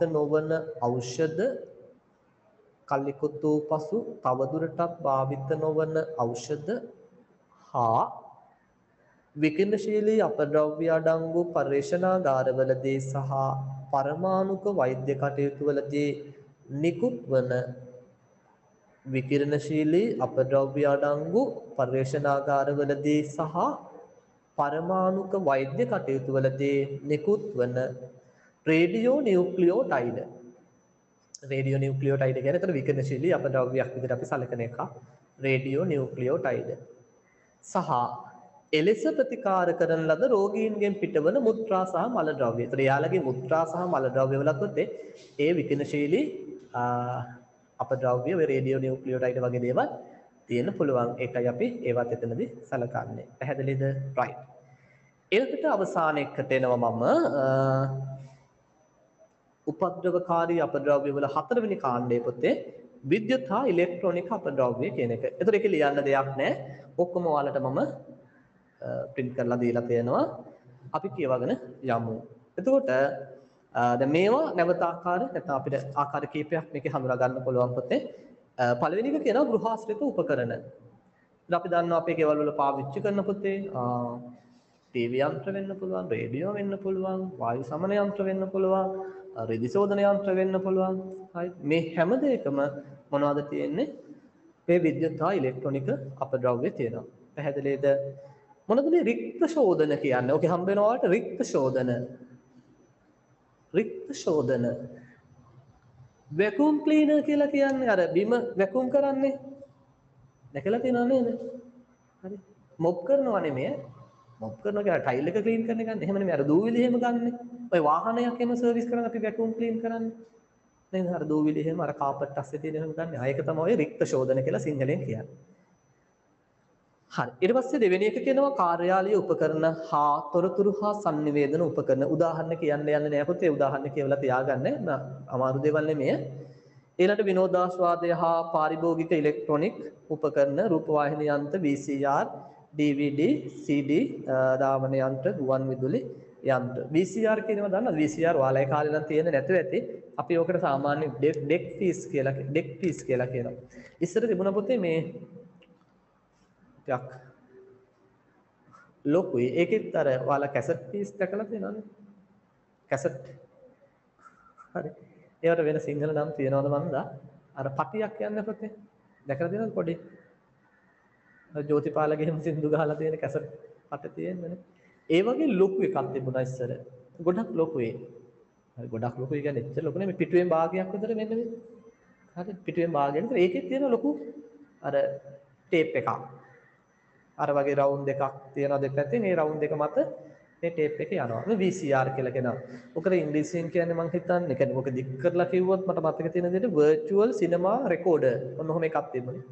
ඔයලා බලන්න VCR කියලා ඉන්ටර්නෙට් එක ගහනකොට හම්බ වෙවි. හරි virtual cinema recorder. අන්න එහෙම නමක් තියෙනවා. ඔයාලා ඒ කාලේ තියෙන නැතුව ඇති. හරි. ඔයාලා ඒ කාලේ දැන් CD DVD පාවිච්චි කරනවත් අඩු වෙන්නේ නේ. දැන් අපේ කාලේ නම් අපිට ෆිල්ම් එකක් එහෙම බලන්න ඕන නම් අපි ගොඩක් දුරට ඒවා අර කඩෙන් ගන්නවා CD DVD එහෙම. දැන් එහෙම නෑ දැන් කාගේ හරි යාළුවෙක්ගෙන් පෙන් එකකට දාලා ඉල්ල ගන්නවා. එහෙම නැත්නම් ඔන්ලයින්ම ඉන්ටර්නෙට් එකේ නේද? ෆිල්ම් එක ඩවුන්ලෝඩ් කරගෙන බලනවා. මහ ලොකු data ප්‍රමාණයක් යන්නේ නෑ. අරක කඩෙන් ගෙනල්ලා බලනවා හා සමානයි. අරක ඉන්ටර්නෙට් එකෙන් ඩවුන්ලෝඩ් කරලා බලන එක. හරි රුපියල් 50කින් විතර වගේ මම හිතන්නේ ෆිල්ම් එක ඩවුන්ලෝඩ් කරගන්නත් පුළුවන්. අර CD එක ගෙනාපුවම ඕක ටික කාලෙන්නේ බලන්නත් පුළුවන් වෙන්නේ. ඒ පැටි සීරෙනවනේ දැන් ඒක නිසා ඒ CD DVD ගොඩක් දුරට දැන් ටික ටික ඒවා අයින් වේගන යන්නේ කැසට් කියන ඒවා කොහොමත් නෑ දැන් කවුරුත් ඔය කැසට් ගහන්නේ නෑනේ නේද දැන් ගහන්නේ ඒක CD තැටියක් හරි DVD තැටි එහෙමනේ ගහන්නේ හරි ඒවත් දැන් ඉතින් කාලයක් යනකොට නැති වෙලා යනවා දැන් පෙන් ඩ්‍රයිව් තියෙනවනේ ඒවා ටික ටික අයින් වෙලා යනවා ඉතින් ඒවත් අයිති වෙන්නේ මේ උපද්‍රවකාරී අපද්‍රව්‍ය පොඩට ඒව අපි සාමාන්‍යයෙන් කියන්නේ විනෝදාස්වාදය හා පාරිභෝගික ඉලෙක්ට්‍රොනික උපකරණ කියලා කියනවා. ඊළඟට ආලෝකය ලබා ගැනීමට භාවිත කරන උපකරණ ප්‍රතිදීප්ත බල්බ, සෝඩියම් ලාම්පු හා ආලෝක කරන කටයුතු සඳහා භාවිත කරනු ලබන විද්‍යුත් හා ඉලෙක්ට්‍රොනික උපකරණ. ඒ කියන්නේ ආලෝකය ලබා ගන්න භාවිත කරන සියලුම ඉලෙක්ට්‍රොනික උපාංග විද්‍යුත් උපාංග තමයි ඔක ඇතුළට දාලා තියෙන පොතේ 4 වෙනි එක විදිහට 5 වෙනි එක එහා පැත්තේ තියෙනවා විද්‍යුත් හා ඉලෙක්ට්‍රොනික උපකරණ. හරි උදාහරණ කීපයක් දීලා තිනවා විදුලිය මගින් ක්‍රියා කරන විදුම් යන්ත්‍ර ඩ්‍රිල් මැෂින් ඩ්‍රිල් දන්නවනේ. ඩ්‍රිල් විදිහට මෙහෙම ගන්න. ඊළඟට මහන යන්ත්‍ර, තනකොළ කපන යන්ත්‍ර වැනි ඉලෙක්ට්‍රොනික උපකරණ. ඊළඟට සෙල්ලම් බඩු හා විවේක ක්‍රීඩා හා විනෝදාස්වාදන කටයුතු සඳහා භාවිත කරන ඉලෙක්ට්‍රොනික උපකරණ. හරි ඔය පොඩි පොඩි කාර් ඊට පස්සේ රෝබෝ යන්ත්‍ර වගේ දේවල් තියෙනවානේ. තව ඉතින් ඔය එක එක ඒවා තියෙනවානේ. ඔය නැට්ටුවෝ ඉන්නවා. අර එක එක ඒවා තියෙනවානේ සෙල්ලම් බාන්න. ඒ වගේ පොඩි පොඩි ඉලෙක්ට්‍රොනික්ස් පරිපත තියෙනවා. අපතේ ඒවා තමයි ඔය කියන්නේ. ඊළඟට වෛද්‍ය මෙවලම් හා උපකරණ කියන්නේ වෛද්‍ය කටයුතුවලදී භාවිත කරන සමහර ඉලෙක්ට්‍රොනික උපාංග තියෙනවා. ඒවත් මේකට එතකොට අයිති වෙනවා. පැහැදිලි නේද? ඒතර ඒවා නිකන් මෙහෙමයි. ඔය හැම එකම එකිනෙක කටපාඩම් කරන්න යන්න ඕනේ නෑ. දලා දහසක් තියාගන්න. හරි මේ ඔක්කොම උදාහරණ වශයෙන් එකිනෙක කටපාඩම් කරන්න යන්න එපා.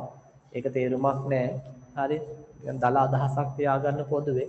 මෙන්න මේවා මේ ගොඩට අයිති වෙන්නේ මේවා මේ ගොඩට අයිති වෙන්නේ කියලා නැත්තම් ඔයාලා මේ එකිනෙක කටපාඩම් කරන්න දඟලාවි. ඒම අවශ්‍ය වෙන්නේ නෑ. හරිද? ඊළඟට පුතේ ඝන අපද්‍රව්‍ය වල ලක්ෂණ කියලා මාතෘකාව දීලා තියෙනවා. අපි මේ මාතෘකාව ගැන අපි ඊළඟ ක්ලාස් එකේදී සාකච්ඡා කිරීම කරමු. අද කතා නොකරෙමු. කතා කළත් අපිට භාගයයි කතා කරන්න වෙන්නේ. වෙලාව ගිහිල්ලා තියෙන්නේ. හොඳයි. එහෙනම් අපි අදට උතනින් නතර කරමු. ඒතර ඔය දක්වා කරපු ටික මම අර කිව්වා වගේ දල වශයෙන් මතක තියාගන්න. අර්ථ දැක්වීම එහෙම තියෙන ඒවා මතක තියාගන්න. ඒ කියන්නේ ඝන අපද්‍රව්‍ය කියන්නේ මොනවද? හරි. ඊට පස්සේ සායනික අපද්‍රව්‍ය කියන්නේ මොනවද? චුට්ටක් මතක තියාගන්න. ඒ වගේම දැන් අර බහුවර්ණ පේපර් එකේදී ඇහුවොත් පහත ඒවායින් සායනික අපද්‍රව්‍යයක් වන්නේ කියලා එහෙම තෝරාගැනීමේ විඥානයේ තියෙන්න ඕනේ. ඒ අවබෝධයේ තියෙන්න ඕනේ. කටපාඩම් කරුවේ නැති වුණාට කෙනෙක් මේක මේ ගොඩට අයිති වෙන එකක්. මේක මේ ගොඩේ තියෙන්න ඕන එකක් කියලා ඒ අදහස ඔයාලගේ උඩේ තියෙන්න ඕනේ. ඒ අවබෝධයේ තියෙන්න ඕනේ. හරි හොඳයි. එහෙනම් අපි අදට නතර කරමු. ඊට පස්සේ දැන් ඊළඟට ක්ලාස් එකක් තියෙන දවසක් නිශ්චිතව මම තාම කියලා නැහැ. ඉරිදා කොහොමවත් අපිට ක්ලාස් කරන්න බැරි වෙයි මේ සතියේ. මම ඔයාලට දැනුම් දීමක් කරන්න හැමෝටම අපි ඊළඟට ක්ලාස් එක දාන්නේ කවද්ද කියලා. ඉරිදා ක්ලාස් එකක් arrange කරගන්න පුළුවන්. කොහොමත් ආයතනයේට මට එන්න හැකියාවක් නැහැ ඉරිදා ක්ලාස් කරන්න. මට ගෙදර ක්ලාස් එක arrange කරගන්න පුළුවන් වුණොත් මම ඔයාලට දැනුවත් කරන්නම් ඉරිදා ක්ලාස් තියෙනවා කියලා. එහෙම නැති වුණොත් අපි ඉදි දවසක කොහොම හරි ක්ලාස් එකක් arrange කරගමු. අපිට ආයේ නිදහස් දවසක් එන්නේ අඟහරුවාදා මම හිතන්නේ. බලමු අපි හොඳ විදියක්. එහෙනම් අපි අදට නතර කරමු. එතකොට ඊළඟ සතියේ අපි ටියුට් එක ඉවර කරන්න උත්සාහ කරමු. ඊට පස්සේ මම ඔයාලට මේකේ දෙවෙනි ටියුට් එකක් ලැබෙන්න සලස්වන්නම්. අපි ඒකත් හිමීට කරගෙන යමු ඉස්සරහට. right එහෙනම් පුතේ අපි අදට ක්ලාස් එක නතර කරමු. ආයිබෝවන්.